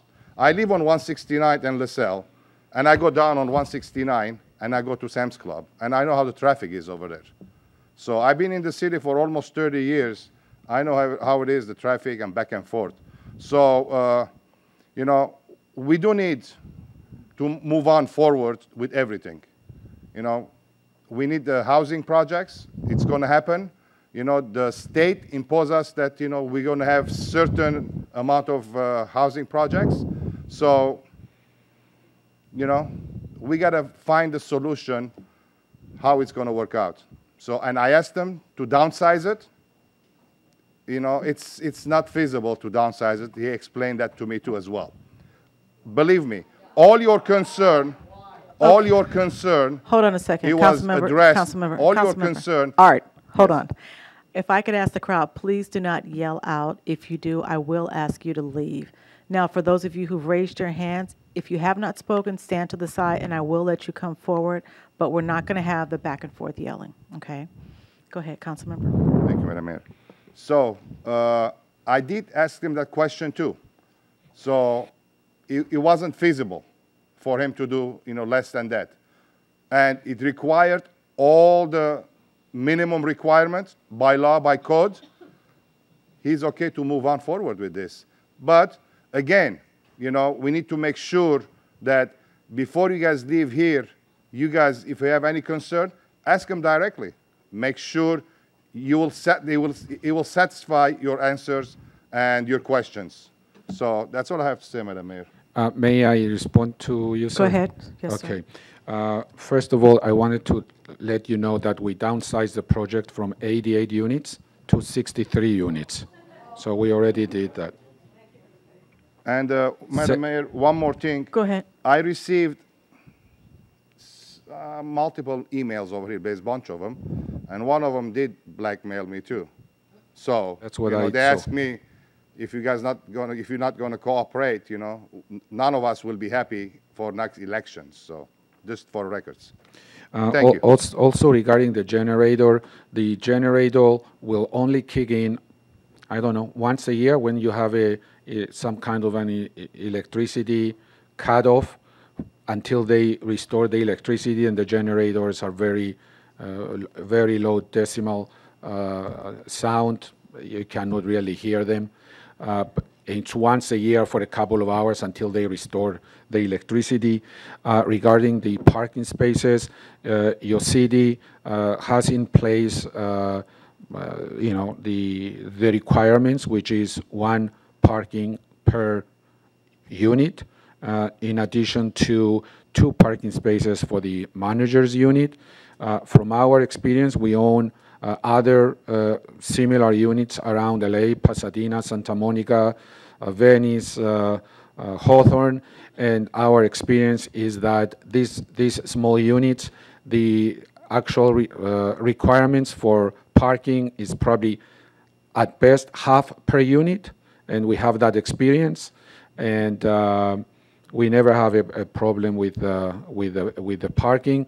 And lately, with Uber and Lyft, you have a lot of young people that would rather not own a car because it's so expensive, and they find it much cheaper to travel using Uber or Lyft than owning a car, insurance, gas, repairs, monthly payments.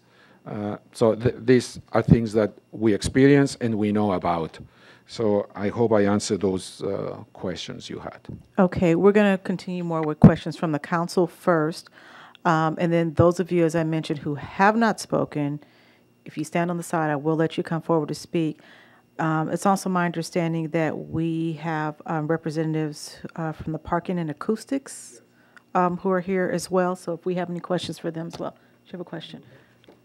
I'm sorry? I don't have any question. Okay. Do you have a question? Thank you, Madam Mayor. Also, the generator, it wasn't a requirement. We voluntarily agree that we will put it in there in case there is some kind of power malfunction. It will kick in, so we don't have any problems. Okay. Mayor Pro Tem? Okay, so this is not affordable housing. This is not something that homeless will move in. It's not going to bring in low income. What is the average rent for one of these? About $1,200 to $1,400. Okay. And it's one person? The zoning says 1 or 2, no more than 2. I saw a comment that maybe there will be 5 or 6. It doesn't work like that. We have people, we have a manager on site. You cannot put more people than what is the zoning restricting to. Okay, so the worst case scenario, what would happen if your project didn't get fully rented? If it what? Did not get fully rented. No, it will get fully rented, 95% or better. Okay, so, but I'm saying, what if it did not? What would happen to this property? What could happen? I don't understand the question, I'm sorry. Reduce the rent down until it's all Yeah, you go down on the rent until it's rented. Okay. So but there is no problem renting it. And you're starting at 1,200? You're $1,200 all day long. Okay. We only have to run it with 60. I think that's what I saw someplace too. Yeah.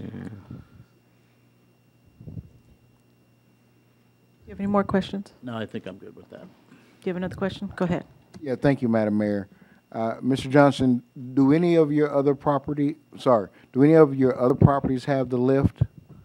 No, this is the first time It's we're your first using a one? lift. Now, I'm kind of like with Councilman Cascane. I've done my due diligence on a lot of this too, and I was checking out the parking Sure. and everything and all that.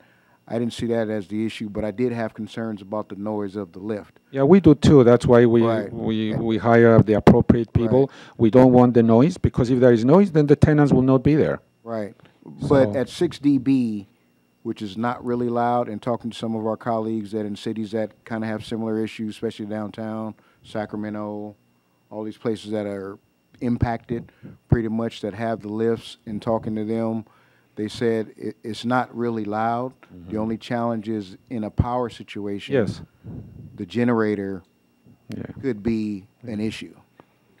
So that's an issue, but that's in a power outage, and we'll all be worried about other stuff at that point. Also, by putting the building there, we'll cut down on the noise from the train and from Normandy, because it will create a barrier, and it will, the acoustical engineer can testify to that. It doesn't matter if they're laughing, It's not something I'm making up.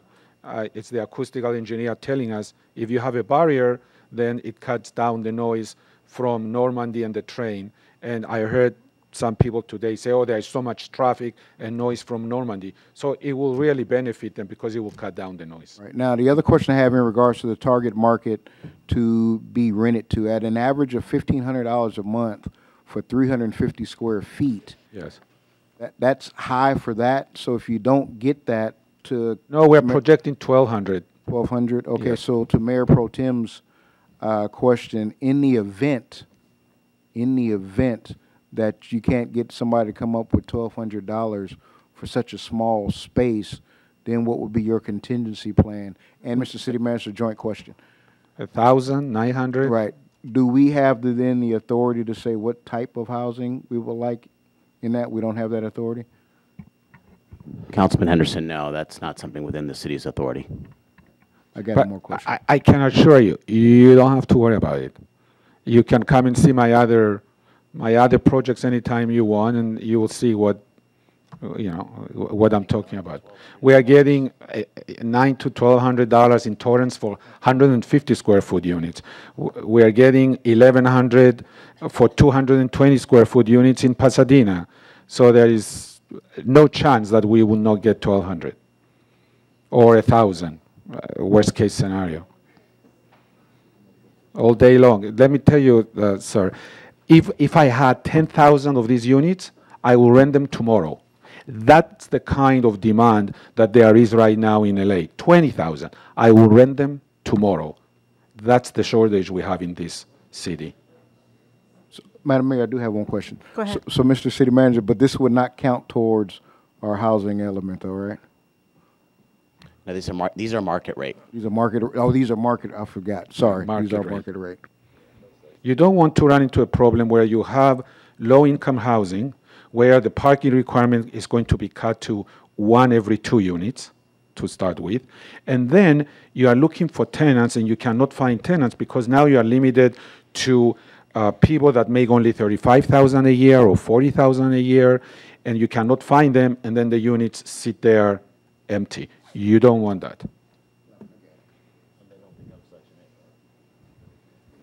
Okay, there are a couple of people who are standing on the side who wanted to speak. As I said, if you have not spoken yet, you will be given the opportunity to just come forward and speak. So I'm looking at one person here, just one? Okay. I'm Dana Cotter. Okay, just come to the microphone, state your name and... I'm not Richard today. Mina? I'm Dana Cotter, 1465 West 169th Street. My question is, if this doesn't meet housing requirements, why do we need to build a project so dense that the units are 15% smaller than the average size of a Las Vegas hotel room? I mean, that's pretty small. It doesn't meet our requirements. Why can't we pare it down? Mr. City Manager, do you want to go ahead and answer that? The question that the councilman asked me was, did this complex meet our regional housing numbers in terms of low and affordable housing, not whether it met So our it's an city's at codes. market It's at that market, and it met all of the municipal code requirements and planning. So the project is, the space is so small, you're going to stick 63 units on a space so small that we have to build an elevator to jockey vehicles. Does that make sense to anybody?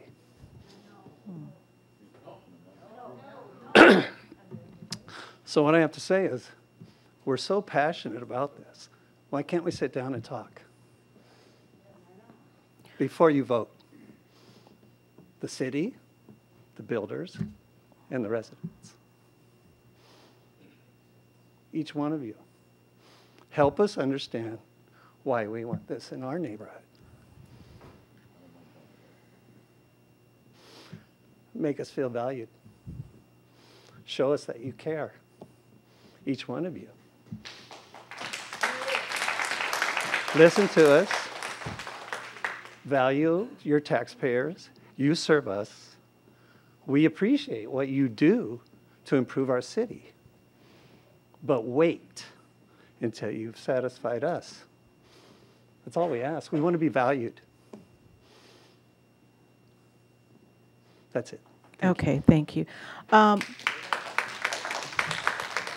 So I do have one question for the developer. Did you guys have any community meetings with the community prior to coming before the planning commission? No, we did not. You did not? Okay, that was the only question I had. Probably for future use, that would probably be a good idea just to meet with the local residents around. But also to those of you who are out here today, this is your opportunity. Yes, it would have been great had the developer had a community meeting, but not all developers do that. So many of you wrote us emails. Most of us are available to meet with prior to this because in the past I've met with different ones here if you're concerned about a project like that. So we are hearing you. We are probably going to be taking a vote tonight. Which way it's going to go tonight, I don't know. But we are hearing your concerns, and that's why we're giving you all these opportunities right now to come and speak before us. But I would like to let you know that we probably will be voting on this tonight. So, ma'am, go ahead. Mayor Serta, before the next speaker, the city attorney has a comment he wants to make. Okay, Mr. City Attorney. Well, while it may not meet regional housing needs, state law does provide that we cannot deny or reduce the density on a housing project if it meets all the requirements of our code and our general plan. Right. Unless there are serious threats to health or safety based on substantial evidence at the public hearing. So Okay. basically, this is an area in which the state has preempted the council's discretion unless there are health or safety problems. Okay, thank you. Ma'am, go ahead. Hello, my name's Marisa Castellucci, and I did send all of you an email last night. I'm very passionate about this issue.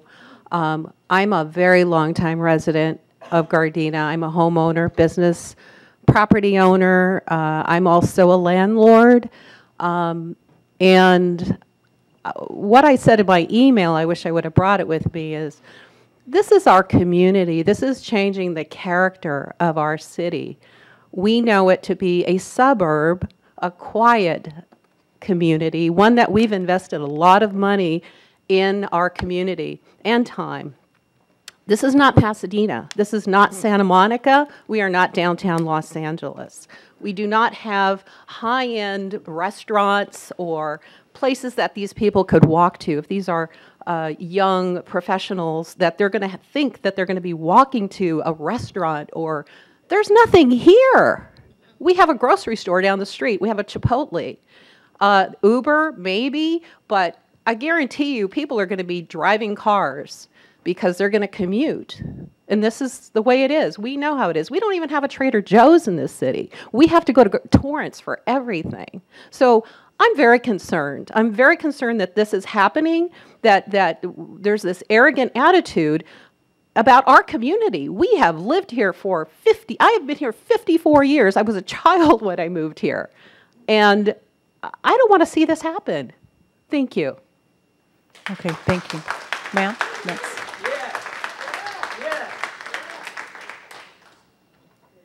Hello, my name is Maria Brick, and I live on 169th and LaSalle.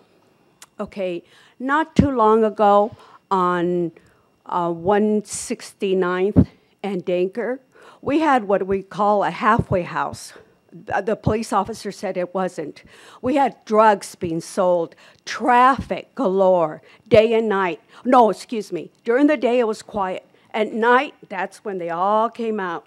There were constantly police officers there, and until it burned down, and until the garage burned down, then it's just locked up and closed up, okay? That's what we have right now. And then the trash that was there. Just like Gardena High. When they built those apartments in Gardena, ugly-looking things, very modern, and they said in the Daily Breeze, they said it was for the LA Unified School District teachers. And I wondered, how are they going to pick the teachers? How are they going to pick them? No, it's for low income. And then you should see the trash that's in the streets. And remember one thing, all that trash, it's going to our oceans. All that trash they leave there car after car parked there. And what? We're going to have the same problem here with trash. It's going to have a manager and everything there. But what about the trash that the people leave where they park? What's going to happen then? Do we care about our oceans? Hell no. No, we don't. Excuse me for using that word. No, we don't. So this complex that's going to be put there, it's going to create problems. Trash. It's going to create noise, traffic. And who knows? Maybe they'll have a halfway house there, somebody doing drugs there or whatever. Because if you knew that apartment, that garage that burned down, everybody was saying the whole house should have burned down. The whole house. You didn't live there. Police officers, I would go out at 3 in the morning, look out, and we knew where it was. This is what we're going to have in Gardena. Plus that drawing they did, that's ugly. That's ugly. It doesn't improve our city. It just makes it look down more, you know? So please don't approve that. Approve something, a nice building that looks like a brownstone or something like that for seniors. Seniors aren't going to be a problem. Whoever's going to move into that 350 square foot, that's like a garage. 2 people, are they going to have any kids? Well, if a Hispanic's going to move there, they're going to have more than 3 kids living in a little tiny place. That's what's going to happen, you know? And I'm Hispanic, and I know. Thank you. Next speaker.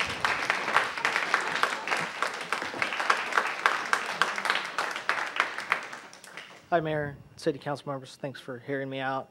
Can you just state your name real quick? For Kevin the record? Honda. Sorry. Okay. I live on 169th and LaSalle. Okay. I know it's pretty far from where that is, but it will affect us. I've seen the neighborhood change. I've lived here for 29 years. I grew up here. I went to all the schools here.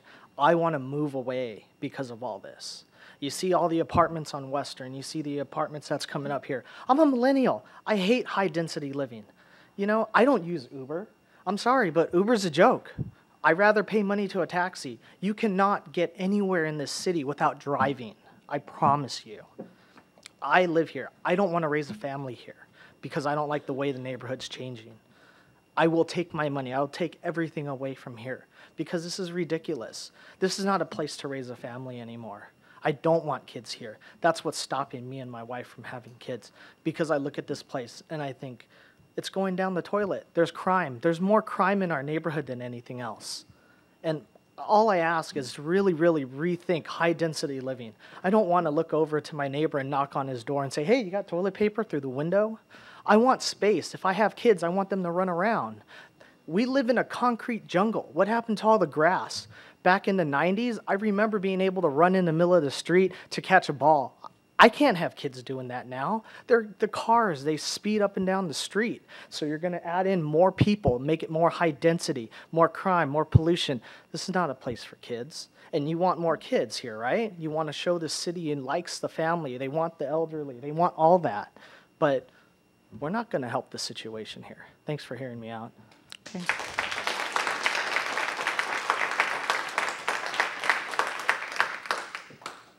Hi, my name is Terry Scotto, and I live in Gardena, right up the street from this project. And I normally don't get involved in politics, but this really brought me out because that's too small of a space for all of that 63 units and a 6-story elevator.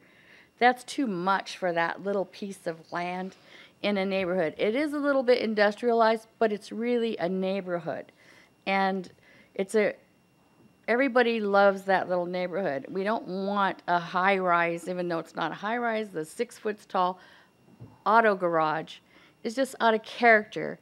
And it sounds like from the Mr. City Attorney that you are going to have to vote yes because he's complied with everything, even though people are going to be living in a little box for $1,200, $1,500 a month, which seems to me a little ridiculous. The design is hideous. If you have to agree to this because the law says we need this and they've complied and the land's already been bought, they have to change the design. It does not match the character of that neighborhood. I don't want it. I'd like it condensed down to maybe 20 units or, you know, senior citizen. I agree with everybody. But if it must stay, it really has to be modified. It cannot be that hideous looking thing like it is on the Gardena school grounds. It's got to comply with the neighborhood. It's got to at least fit in. And that's all I have to say. Thank you. Okay, thank you. So it's my understanding we have representatives with the parking and acoustics here. Is that you? Could you come forward, please? Okay, because I have a couple of questions in regards to the way the acoustics will be. What I've tried to do, because we don't have any examples of what the parking puzzle will look like, I've tried to YouTube and see in other areas kind of what it's going to be like. And the closest I could find something on YouTube was, you know, it's like a city puzzle, and it showed how it was going up and down. There was one video that did have some noise, but it didn't sound like it was too loud. But can you give us just kind of a better overview of this, because it's so new, and you know, I'm still trying to wrap my head around it. Okay. I'm Melissa K. Cook, by the way, with City Lift Parking, Okay. but this is Richard. He is the acoustics specialist, so I'll allow him to address your sound concerns, and then I can talk about the lift afterwards. Okay. Yes, again, Richard Silva with Veneclaus and Associates in acoustics. Generally, the lift generates noise with its motors, with some chains that lift these vehicle pads. And they move around. I guess, you know, people are referring to them as elevators. That noise level we measured at Representative Products up in Northern California, and we measured them by their noise sources, so the noisy components of the actual lift, to be about 63 dBA, or approximately 5 feet away. That's roughly on order of conversation between two people occurring. Okay. So that gives you a rough idea of what kind of sound level we're talking about. Okay.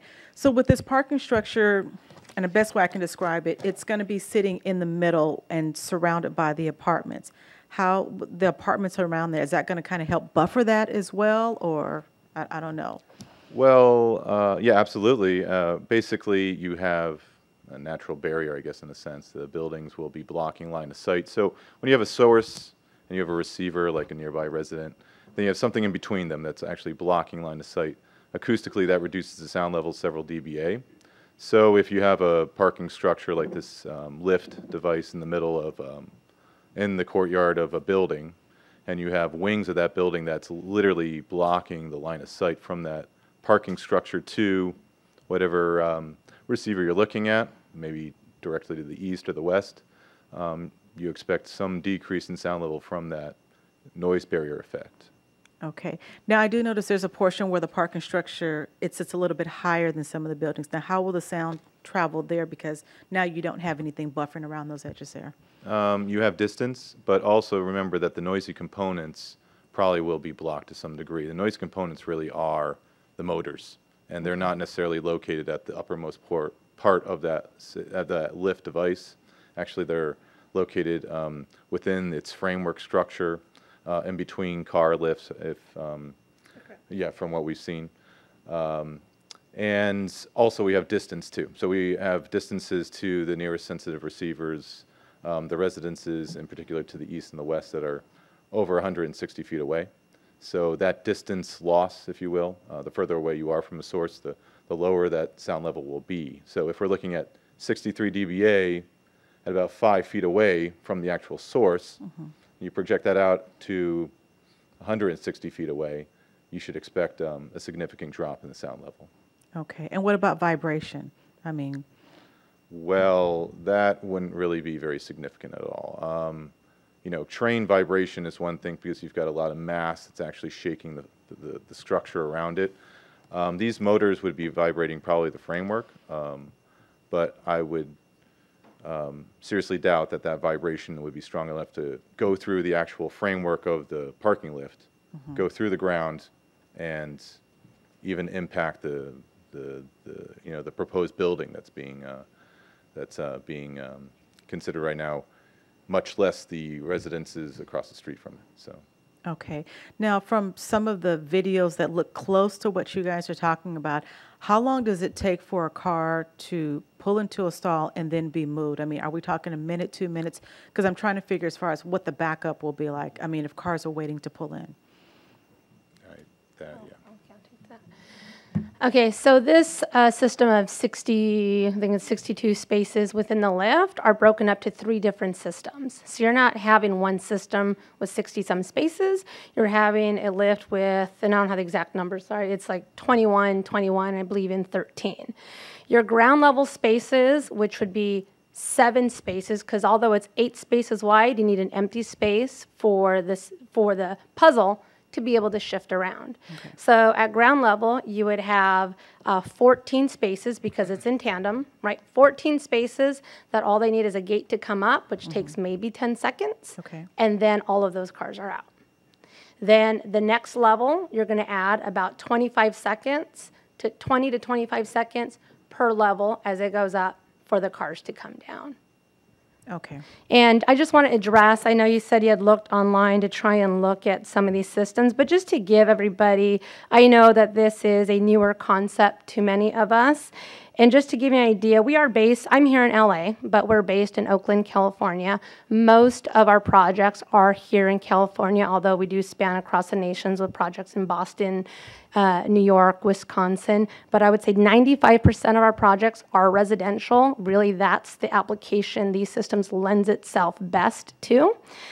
And right now we have 3,413 spaces either completed or under contract, and another 2,125 spaces that are in contract negotiations. And these are all primarily residential. Some of them are office, and the cities that we ever have them erected or approved for permits, just going from the south of California, be La Jolla, Long Beach, I have a couple of them, City of LA, Santa Barbara, San Luis Obispo. So it's not all heavily dense urban areas. And Okay. just wanted to. Okay, thank you. And I have a question for the applicant in regards to the parking here. So I'm concerned with the fact that 2 people can live in one unit. You're only requiring 1 car, be allowed to park there. In the event you get up to 2 people living there, would you be open to the idea of maybe just reducing that down to just 1 person living there, and that way we can kind of feel a little bit more comfortable? We cannot do that. I mean, as long as you get your rent at the end of the day. We cannot limit it to 1 person. You can't. No. Now, But in our experience, out of all those units, 20% will be 2 people. We have other units that 2 people are allowed there, and that's what we experience. About 1 every 5 units is 2 people. Okay. So one of the other things I would be open to proposing is to make it a requirement that for each unit to only be allowed, that they will be required, of course, only 1 car, be assigned for that's what I'm saying, that place. They could not be allowed to have 2 cars. So that second car could not park on the street. Are you following what I'm saying? So if 2 of us decided to rent your unit here, you would only allow 1 car to be registered to that place. yes, but what we experience is there are units that they will not have any cars. Okay. And we need to have the freedom to give 2 parking spaces to someone if we have them available, right? Why should we limit it to 1 if only half of the parking space is taken and we have extra parking spaces? Okay, well, I'm just trying to help with a solution Yes, here for I mean, this here. that's the... And I hear what you're saying. Yeah. I hear what you're saying, but I just think... I can agree to it, but know. say if I have availability, I have the right to give somebody 2 parking spaces instead of a parking space sitting empty. Because what I don't want to see is if 2 people are living in a place, 1 person is parking on the street. Or maybe it's too inconvenient for somebody to park in one of the parking lists because it takes a minute or 2 minutes and they want to run in and out of their house, and now they're parked in the street, which is now backing up the street. How am I going to control that? Well, as I suggested, maybe requiring that unit to only be allowed to have one car. Make that part of your Yeah, rental that's what agreement. it's going to be. One car comes with the unit. One car with a unit. Correct. A second car would not be allowed. Unless I would like to make that Yeah. a condition, Okay. you know. That's Mayor, fine. so let me understand that, so I can properly document this for the Okay. record, that the unit will only provide one registered car per unit. On the rental agreement, yeah. On the rental agreement. On the rental, or so Sure. a second car would not. No. No. Second car should not be allowed. I mean, if two people are living I there, cannot control the street. How am I going to control the street? well, that poses a problem. So, All right? yeah. Are there any other questions? Councilmember Henderson and then City Manager. Yes, and this question is probably for City Manager, Mr. City Attorney. This kind of reminds me of that issue with those auxiliary dwelling units that we had to comply with and everything. If we decide to say, let's say we wanted to run afoul of this ordinance and everything, how is the City of Gardena penalized if we decide to no, but we know it's the law, but we just want to do this because we think it's right? Just curious. What happens to us as a city? Yeah. By the state of California, we'd get sued? No, the applicant. Well, if the project is denied, the developer can sue, and if we don't have a basis for denying the project, then they can mandate the approval. And that's not to say that that's what's going to happen, but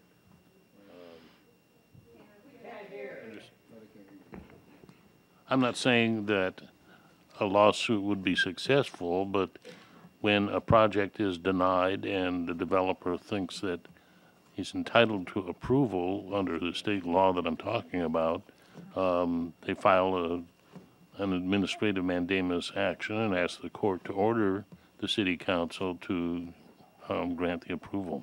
And I guess the challenge would be for us is that because all the requirements were met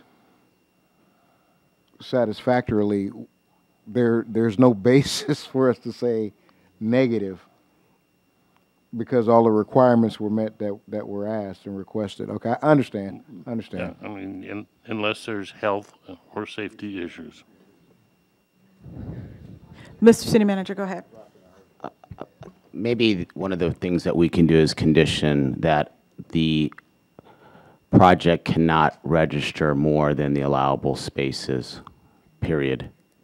How they divide those spaces would be up to them, but outside of the 62 parking spaces, they're not allowed to register any more vehicles than that. I would feel comfortable with that. We have more than 62. How many? 66? 66 parking. 66. Yeah, that's fine. I think that would help. Yeah, that's Councilmember fine. Cascania? Yes, but how are they going to control if, let's say, my colleague rented the place and his car is registered and I come, as of, partner with him to live there, and where do I park my car? I'm going to park on the street. How are they going to control me where I park my car? They can't control me. So I'm going to park my car on the street no matter what. So, that's why, it's, I sat down with Mr. Johnson, and, we discussed all these things. So, Yes, but guys, you guys came up with one parking per one bedroom or studios. I didn't come up with that. Why didn't you think about this and say, something, five per studio, 5 per one bedroom, or 2 per one bedroom? I didn't come up with that. You came to me and you said, this is what you require, and I said, okay, I'll give you what you want. You cannot come back to me now and say, oh, by the way, something, what about if they have a guest? Or what about if they have a second person there? Okay, sir, let me just clarify. That's what the staff came to you with. I mean, we're trying to work here with you as a council and offer some suggestions and work with the community as well. Because, I'm sure as you can tell by the tone here, we're not all that excited about the project. I understand. Okay, and because all of us here live in the community, as well. So, and everywhere you go, we're impacted by traffic. And some neighborhoods, you got to get parking permits because people from the apartments are parking there. So we're trying to make the best decision here. So these are the requirements, of course, that the state made, and, you know, staff made the suggestion, but we're just trying to find a happy medium between the two here. Absolutely. So, I understand, you but your know, zoning says one. I understand what the zoning says. So, I mean, we're just making some additional Okay. suggestions so that all of us can kind of walk out of here feeling a little bit better about, you know, having something what Okay. we want. Who had a question? Go ahead. Okay, so I have a quick one. There has been a lot of discussion about what the project looks like. So is there a possibility that you can work with what the project looks like to make it more, I don't know what the word is. Yeah, palatable to the community. It's an industrial location. You cannot please everybody. Okay, sir, just address the council, please. Okay, I don't know what to if say. I every one of cannot you guys talk, could right? please just hold off from your You comments. know, you sir. cannot please everybody artistically. We hire a very good architect that has done thousands and thousands of units, and this is what we came up with. And there are people who don't like it, they don't like the look. So I respect that. I'm okay with Right. it. I understand the architectural portion of it. yes. But what about the color schemes and things? Oh, color, we can change the colors, no problem. And I think because you look at the screen and you see what it looks like in the rendition, it's not really appealing. No, if you want the colors So to if- change to yeah, make it so if you better, made we it can present more you with different pleasable colors. to the community. Sure. And to the area, it may be a little bit more easily Yes. accepted. We can do that. No problem at all. Maybe something earth tone, something like that, if that's something the staff can work with. You had a question, go ahead.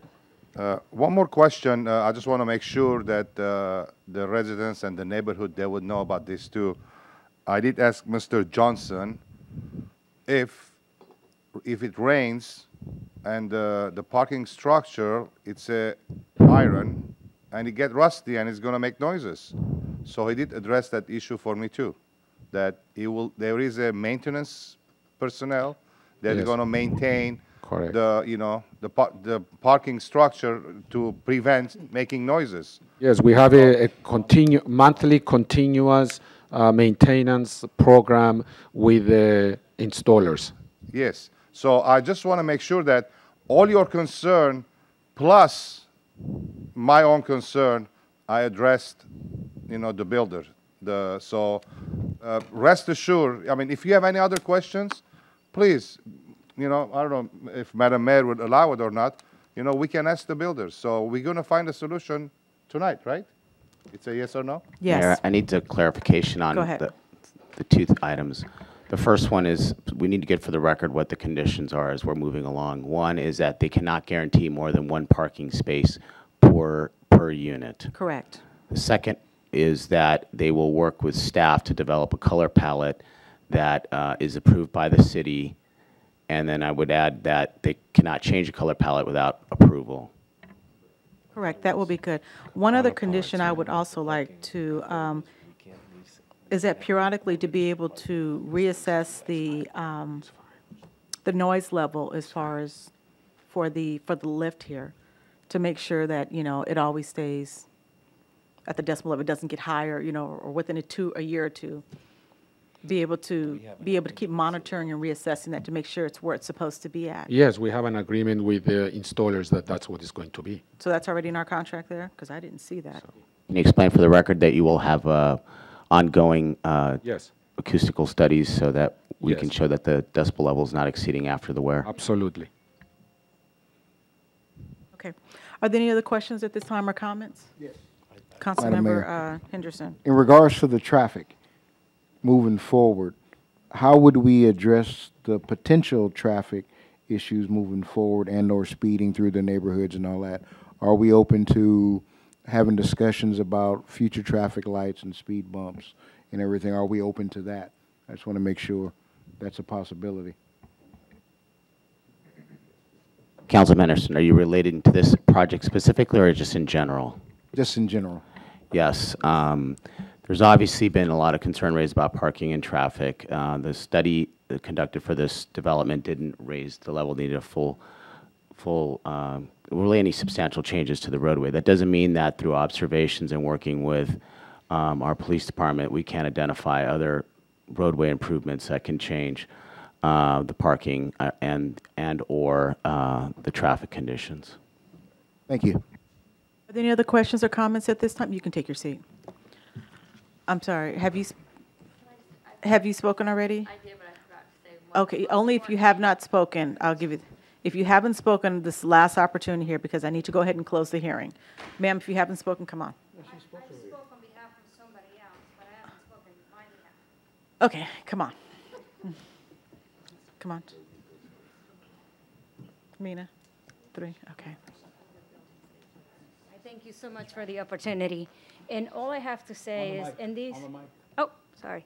And this may sound, it may be irrelevant to all of you, but I'm a recent honor, I'm a new honor, I'm a single mother, and I work, and I'm getting emotional already, but I work very hard to live in the city of Gardena, and it's the only thing that I could afford to give my son, to live in a nice, peaceful, what I see is safe environment. And just by hearing everybody and the concerns that everybody have, the question comes to me, if I ever need to sell this house, who's gonna buy it? And adding to that, these horrendous development that they wanna put, is it fair that you're taking the opportunity of a single mother who works very hard to sell the house at least at the price she bought it for or higher, when somebody else just decides to make more money out of these 350 square feet houses? It doesn't really make sense to me. It doesn't make sense, the sacrifice that I'm making to have my son living in such an area, to be working hard to keep my son living in that house for somebody who just happens to want to make more money, who's greedy and wants to build a development like this with 350 square feet. Is it really fair? Is it fair for me? Is it fair for my son? Is it fair for everybody to live in such a ambience? So I really, ask you and beg you to think about maybe not just me, but to all those people that are working so hard to live here. That's all I have to say. It's very concerning. It's very concerning to be working hard to pay a mortgage, and all of a sudden, because the city has become so ugly, it has become so busy that nobody's want to live in this area, is not going to buy my house. And I may not be explaining myself in a professional manner, but I think I'm, giving my message across. And I really hope it has been understood. Thank you. Okay, thank you. I hope you guys can hear me, but I have a damaged vocal cord. Okay. They made me come up here. Okay, so can you just state your name really quickly for us? My name is Gordon Psyche. Okay. I lived in Gardena. We came up from Hawaii when I was 6. I've been here 63 years, okay? And I want to say a couple things. Number one, some of you guys said you went by that street. You go there every day? Go there every day. And you guys say you can find parking? Try to find parking right now. Go ahead and try. My daughter works for the Torrance Police Department. She lives on the corner of Brighton and 169th. And we cannot find parking space after 6 o'clock. If just a visit. 63 more cars. I don't know what you guys are looking at, but go there now. Go there every day, not just one day. Go there every day. Second thing I want to do, the lift, is it electric? Yes. Is it hydraulic and electric or just hydraulic? Electric. Just electric.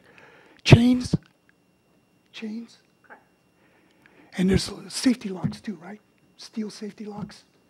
There should be safety locks, because I was an engineer too with lifts. So does it have safety locks? They clank. What are the decimal levels when it clanks? 75. 75. Gee, didn't it go up about 10? How many systems? 3? You said 3? How many systems are running? How many systems are running the lift?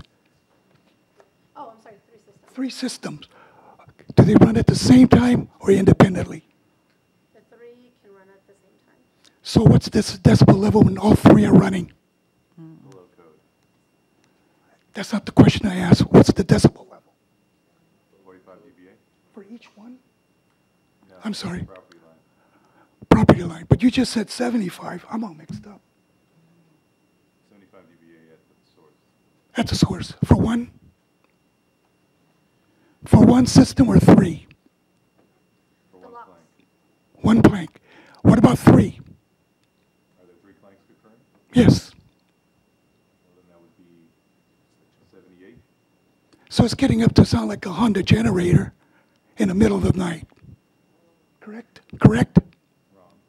Oh, I'm sorry. I'm wrong. Okay, sir, if you could just direct your questions here to Okay, I'm council sorry. here. I just wanted to get that squared away because I knew they had 3 systems, not Okay. 1. But anyway, the parking, I go there every day. I drop my daughter or my granddaughter off from school. Drive there every day. See what happens when 63 cars come there. Thank you. Okay, thank you. Any more questions? Okay, if there's no more questions or comments at this time, then I will be closing the public hearing. At this time, does any member of the council, oh, wait a minute, I'm sorry, hold on. We're closing the hearing at this time. So is there a motion to adopt resolution number 6342?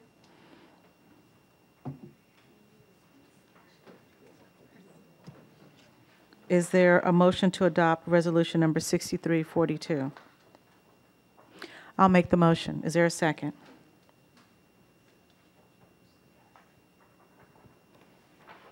No? Okay, question or motion? Question in regards to this.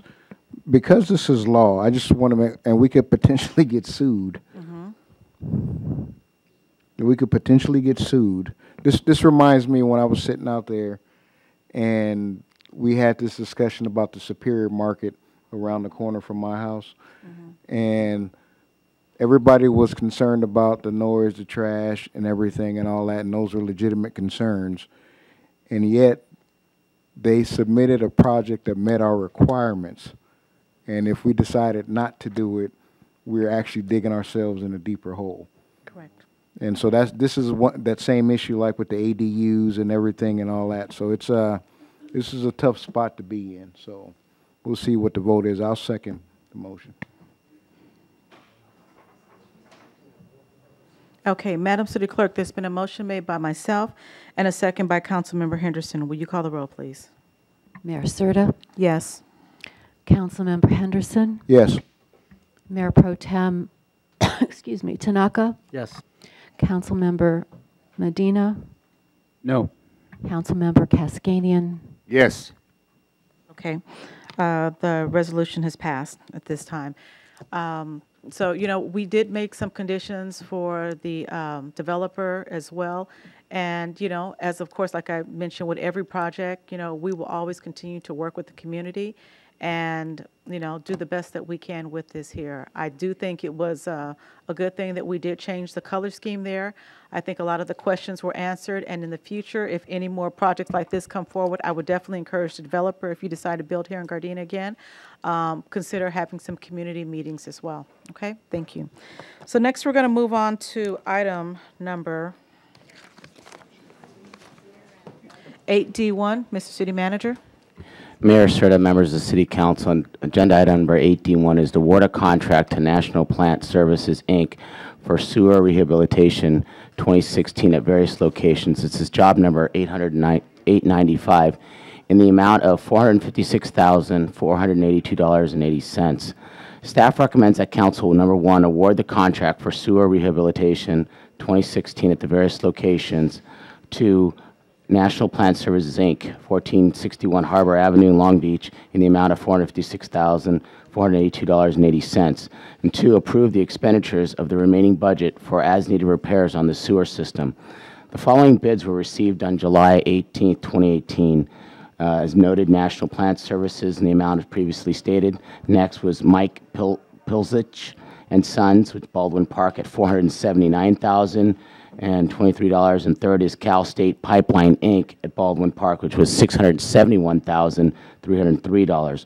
The lowest bidder was National Plant Services, Inc., and it is a licensed contract with verified successful construction experience in the field. They will be required to meet all bonding and financial standards. The project will clean and videotape approximately 80 miles of sewer within the city and perform needed repairs. Funds to complete the project were appropriated by council in the 2015-2016 capital improvement budget using sewer funds. The budget amount is $800,000. That will include design, construction, inspections, and engineering.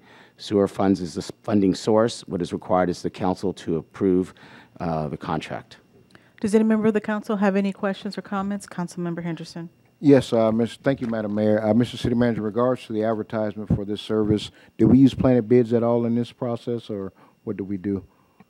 No, we use our normal advertising sources of vendors in this sector. Any other questions, comments? No. I have a question, and I think maybe you've answered this before. 80 miles of sewer that we're going to be videotaping, is that the entire city, or is that just a portion? That's just a portion of it. Okay, okay. 110 miles to the entire city? Something like that? At least. At least? Okay, okay. If there are no other questions then, can I get a recommendation to award the contract to National Plant Services? So moved. I'm sorry? Okay, in the second here? Okay. Madam City Clerk, there was a motion made by Councilmember Medina and a second by Mayor Pro Tem Tanaka. Will you call the roll, please? Councilmember Medina? Yes. Mayor Pro Tem Tanaka? Yes. Councilmember Medina? I'm sorry. Henderson. Councilmember Henderson? Yes. Councilmember Cascanian? Yes. Mayor Serta? Yes. Next up is item number 8D2. Mr. City Manager. Mayor Serta, members of the City Council, agenda number 8D2 is award a contract to CWE Corporation in the amount of $188,215 for MS4 permit monitoring and compliance services. CWE has been in business in 2006 and is a civil engineer, water resources, and environmental engineering firm of approximately 40 employees. CWE was founded as a disadvantaged or DBE, minority, MBE, and small business enterprise, SBE, with 90% of their clients coming from public agencies and utilities, which includes surrounding cities such as Torrance, Rancho Palos Verdes, Carson, Long Beach, Los Angeles, and Commerce. Dr. Gerald Green is the CWE Director, providing oversight of the project, and is a doctoral of environmental science and engineering, professional engineer, a qualified environmental professional, a qualified stormwater pollution prevention plan practitioner, and developer. CWE has the organizational capacity and expertise to provide the MS4 permit monitoring and compliance services from the city of Gardena. The budget amount is $188,215. This funding source is the sewer fund. What is required is by the council to approve the contract. Okay, thank you. Does any member of the council have any questions or comments at this time? Councilmember Medina? Is this an ongoing contract, or is there a sunset to that? Bless you. Excuse me. This has a specified scope of work, so it is not ongoing. It is for a specified scope of work. So once that scope is over, then you have to start all over again. Any other questions? Is that it? Okay. Any other questions here? If not, can I get a motion to award the contract to CWE Corporation? So moved. Is there a second? Okay. Madam City Clerk, there was a motion made by Councilmember Henderson and a second by Councilmember Cascanian. Will you call the roll, please? Councilmember Henderson? Yes. Councilmember Cascanian? Yes. Mayor Pro Tem Tanaka? Yes. Councilmember Medina? Yes. Mayor Serta? Yes. Next up is item number 8D3. Mr. City Manager. Mayor Serta, members of the City Council, agenda item number 8D3 is award a 3-year contract to Mariposa Landscaping, Inc. for a medium landscape maintenance in the amount of not to exceed $300,000. Before I get started on this agenda item, this is certainly a long overdue need that the city has relative to its landscape medians.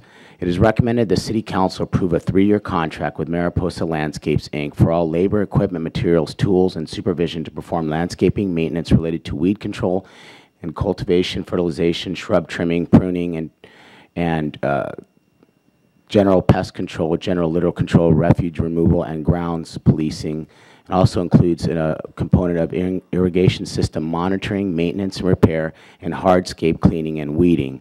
The City of Gardena released a full RFP for landscaping on May 22nd, 2018. 5 proposals received via Planet Bids.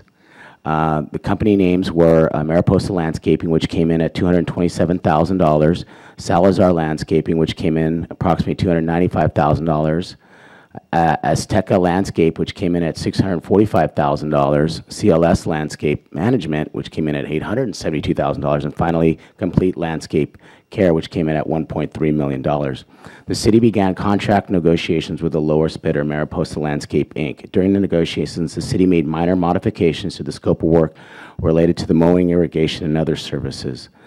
Based on the modifications, the final revised bid of $233,201 for 3 years was submitted by Mariposa Landscaping, which still made it the lowest bidder. Any additional work outside of this contract will be billed on a time and material schedule provided in the proposal and shall not exceed a total amount to be paid of $300,000. The reason for this, as you all well know, our infrastructure in our landscape medians is very, very old, and much of it doesn't work. So we are going to phase in the replacement and improvement of all of the, mainly the irrigation in our landscape medians. The city manager will execute the agreement after approval by the city council. The funding is $300,000 using gas tax money. What is required by the city council is to award the contract to Mariposa Landscaping, Inc. Okay, thank you. Are there any questions or comments at this time? Councilmember Henderson and then Councilmember Cascanian. Thank you, Madam Mayor. We definitely appreciate the work done on this. I'm not sure why Complete Landscape Care went 1.3 mil, but that's another issue. But in regards to the vendor that we selected, will they be able to handle the actual amount of work? And then do we have a clause that, because they're a small business, that we can terminate if we need to due to lack of performance? Yeah, they have I don't know what size of the business in terms of if you define them as small. They have contracts for like the city of Newport Beach, city of Santa Ana, Tustin, Cucamonga, Riverside. So I think they're a pretty significant size business. Yes, we do have all of the protections that we would need to ensure that they comply with the agreement. Additionally, as we do with all of our agreements, we have a noticing period to end the relationship if it's not working out. Thank you. Okay, Councilmember Cascanian. Madam Mayor, I have no question. My colleague asked the question already. I was going to ask pretty much the same thing, you know, business-wise and how capable are they are. So, Councilmember Medina. Yes, when it comes to irrigation, is it going to be drip or is it going to be, if we have, bless you, if we have the utilization of recycled water, will we utilize that? Councilman Medina, we would love to be able to do that. We have spoken a couple times about installing some irrigation reclaimed water in our medians. It has not panned out, but if there's ever an opportunity to do that, we certainly should take advantage of that. Most of the irrigation that is out in our medians is not drip because it's generally like there's a lot of lawn on Vermont. The others tend to be so many little plants that it's generally a spray, low volume spray, but it's not actual individual drip. So we really haven't come together as far as the recycled water is concerned? No, we have not. Okay. It was specifically only on Artesia that we were looking at that because of the recent extension of that to Arthur Johnson Park. But certainly would be interested in getting that to happen. The only area that's got the area that has the most modern irrigation system is the Rosecrans corridor because of the improvements we did there recently. So the irrigation system up there is fairly new. So should I still pursue the recycled water premise? Councilman, if you can make that happen, we'll certainly appreciate it. Any other questions, comments? I have a question here. So I'm a little confused as far as I'm looking at the different areas, the streets here. So we're mainly talking areas like on Vermont, where all the grass areas like maybe 135th and like Ardath, between Ardath and Crenshaw, where there's like the city sign and the little grass area, like areas like that? Or are we talking just the tree dome areas? Because This contract is for all landscape medians, with the exception of landscape medians that already have a landscape median agreement. So for example, on Artesia between Vermont and Normandy, when the development went in there, there was a development agreement that they had to provide landscape maintenance on there. This would not include that because there's already another vendor. Okay, and it wouldn't include Rosecrans, correct? No, it would include. This would include Rosecrans. Okay, I'm just looking at it with the streets from to and so on here. Oh, well, maybe you have a different. 420 feet west of Ardath. Okay. Yeah, and 670 feet east of Ardath Avenue. So, and that goes to Crenshaw. Would it include Manhattan Beach Boulevard? From Yes. Crenshaw? Okay. Okay, okay. Any other questions or comments at this time? No, it's getting late.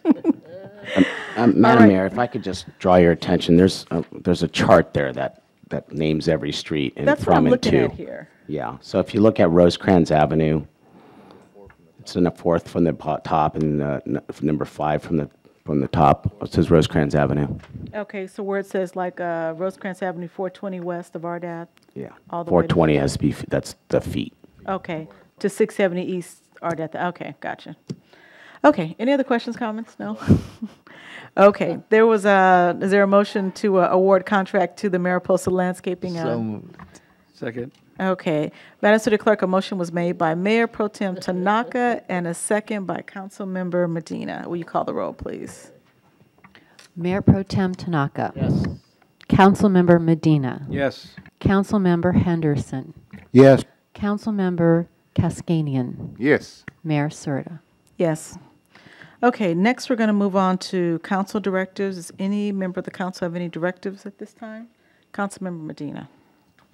Yes, Mr. City Manager, is there any way we could take a stance on the water tax for the county that'll affect a lot of our renters and rental owners, assuming I get a second? Is that possible? Councilman Henderson, Medina. Councilman I Medina, know, we it's a look long alike. night. I know. I do have the documentation that you dropped off. If you want to have a directives for me to research this and bring this back to City Council, I'd be more than happy to do that. I appreciate that. Are there any other directives at this time? Was there a second on that, Mayor? I'm sorry, was there a second on that? Anybody want to second it? What was it again? The water tax that we have in LA County. If we want to take a position on it as a city? I'll second that. Okay. Any other directives? If not, let's move on to city manager remarks regarding the directives. Mayor, certain members of the City Council, in your package, there's a memo regarding the city ventures, which debuted, it has a new all-solar residence development on Western Avenue. It's the first one in our city, all-solar, every unit there. So it's an interesting article for you to look at. Next, there's a memo in your package regarding waste resources of Gardena and its annual rate increase. Number 3, there's a memo regarding the Gardena's delegation to visit Huatabampo, Mexico for the 45th anniversary celebration of sister cities, as required or as limited by our travel policy. Only 2 elected officials are allowed to travel internationally, so the selection needs to be made there. Number 5 is a memo regarding motorhome parking on private property that came in as a complaint from the City Council. There's also a memo regarding the MS4 permit compliance and monitoring services and evaluation summary. And then finally, number 6 is a memo regarding the Gardena All-Stars employee recognition, those employees that received recognition for the special efforts they put forward to helping the city raise revenue and ensure full compliance with our business licensing. Okay. Next, we're going to move on to council remarks. First up tonight is Councilmember Cascanian. Thank you, Madam Mayor. Very short. It's 10:30 already. I attended today the 9/11 memorial here in Nakoka Center, and it was a great event. Thank you, Gardena Police, putting this thing together, and that's will end my report. Okay, next is Mayor Pro Tem Tanaka. Thank you, Madam Mayor. And I also attended the 9/11 ceremonies today, and I was actually honored and blessed to do the benediction. So, Chief King, great job by your staff. Thank them all for the honor guard. And City Manager, thank you very much. That is my report. Okay, next up is Councilmember Henderson. Madam Mayor, because the hour is long, I'll go ahead and give a brief report, but this discussion that we had tonight is kind of energized me even more for the simple fact that I participated in a discussion about small cells, cell phone towers in communities and everything, and I'm starting to understand that there's a lot of things we don't have control over if it comes from the feds and the state, and we have to figure out how we can better communicate this to our community in light of the last discussion that we had. So I'm just kind of thinking about that. Small cell ordinances is going to be another challenge for our communities because that's going to be Fed mandates and different things like that. And some of those things are going to be eyesores in our community. So as we talk about that, we got to kind of figure out a way as a body and as a city staff to communicate some transparency and educate our community on these issues. And I also want to thank G-Trans for the sweat jacket that I received. I'm the coolest guy at the gym. And Madam Mayor, if you could mention the Cigar and Wine Festival next weekend. Oh. So ends my report. That's right. Thank you. Okay, next up is myself. Since the last council meeting, I attended 4 events. The first one was the Petrol Car Show, which was hosted at Carol Shelby's warehouse. And it was really neat. It was in the Gardena unincorporated area. And some of the most amazing cars I've ever seen before. Actually, they're interested in having a car show here in Gardena and bringing some really neat cars out. So I was really glad I was able to attend that. I also had my Mayor's Challenge this month here on the first Saturday of the month. And then on this past Sunday, I attended Gardena Torrance Baptist Church as they had a recognition ceremony for first responders in honor of the 17th anniversary of the 9/11. And then also in this morning, I attended the 9/11 ceremony that we had here at City Hall. And that ends my report. Councilmember Medina? I'll keep mine short. We delivered birthday cakes to convalescent homes, and we had the old timers dance, and I missed the 911 since I had to go to the doctor's office. Thank you. Okay. And as far as announcements here, I just have a few. Actually, just want to remind everybody that this coming Saturday is Keep Gardena Beautiful Day, which is Saturday, September 15th. And it begins at, I believe, 8 o'clock in the morning. If you want to sign up, the number is 310-217-9568. Also, we're going to have our Wine and Cigar Festival, which will be on Saturday, September the 22nd. I'm sure you can call City Hall to find out about purchasing tickets to that event.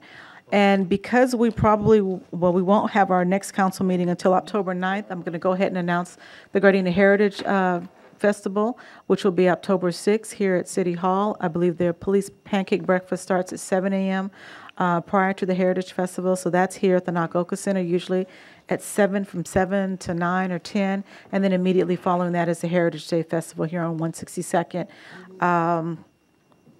here on the senior campus.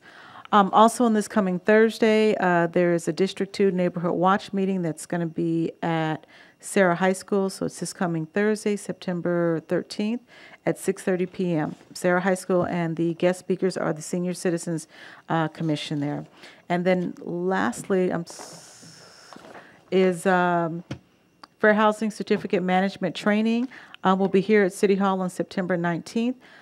From 12 to 4 p.m. It is free. It will be offered at the Nakoka Community Center.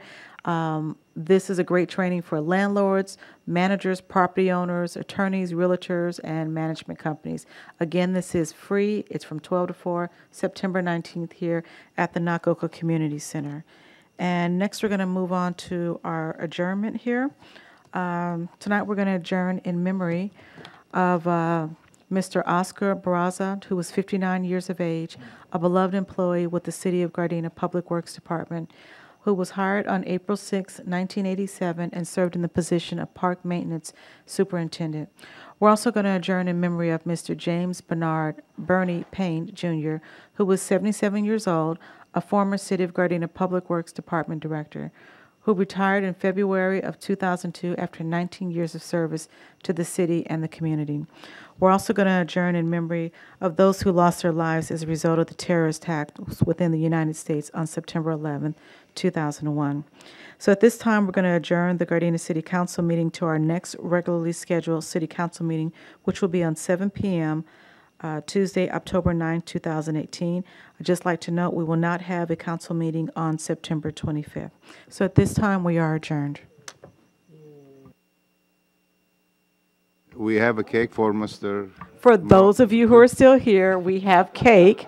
Since it's Sugar, only wake about up. 5 of you, everybody's got to get 3 pieces. So, and that's in honor of Councilmember Tanaka's birthday. Mayor Pro Tem. I'm sorry, I demoted you.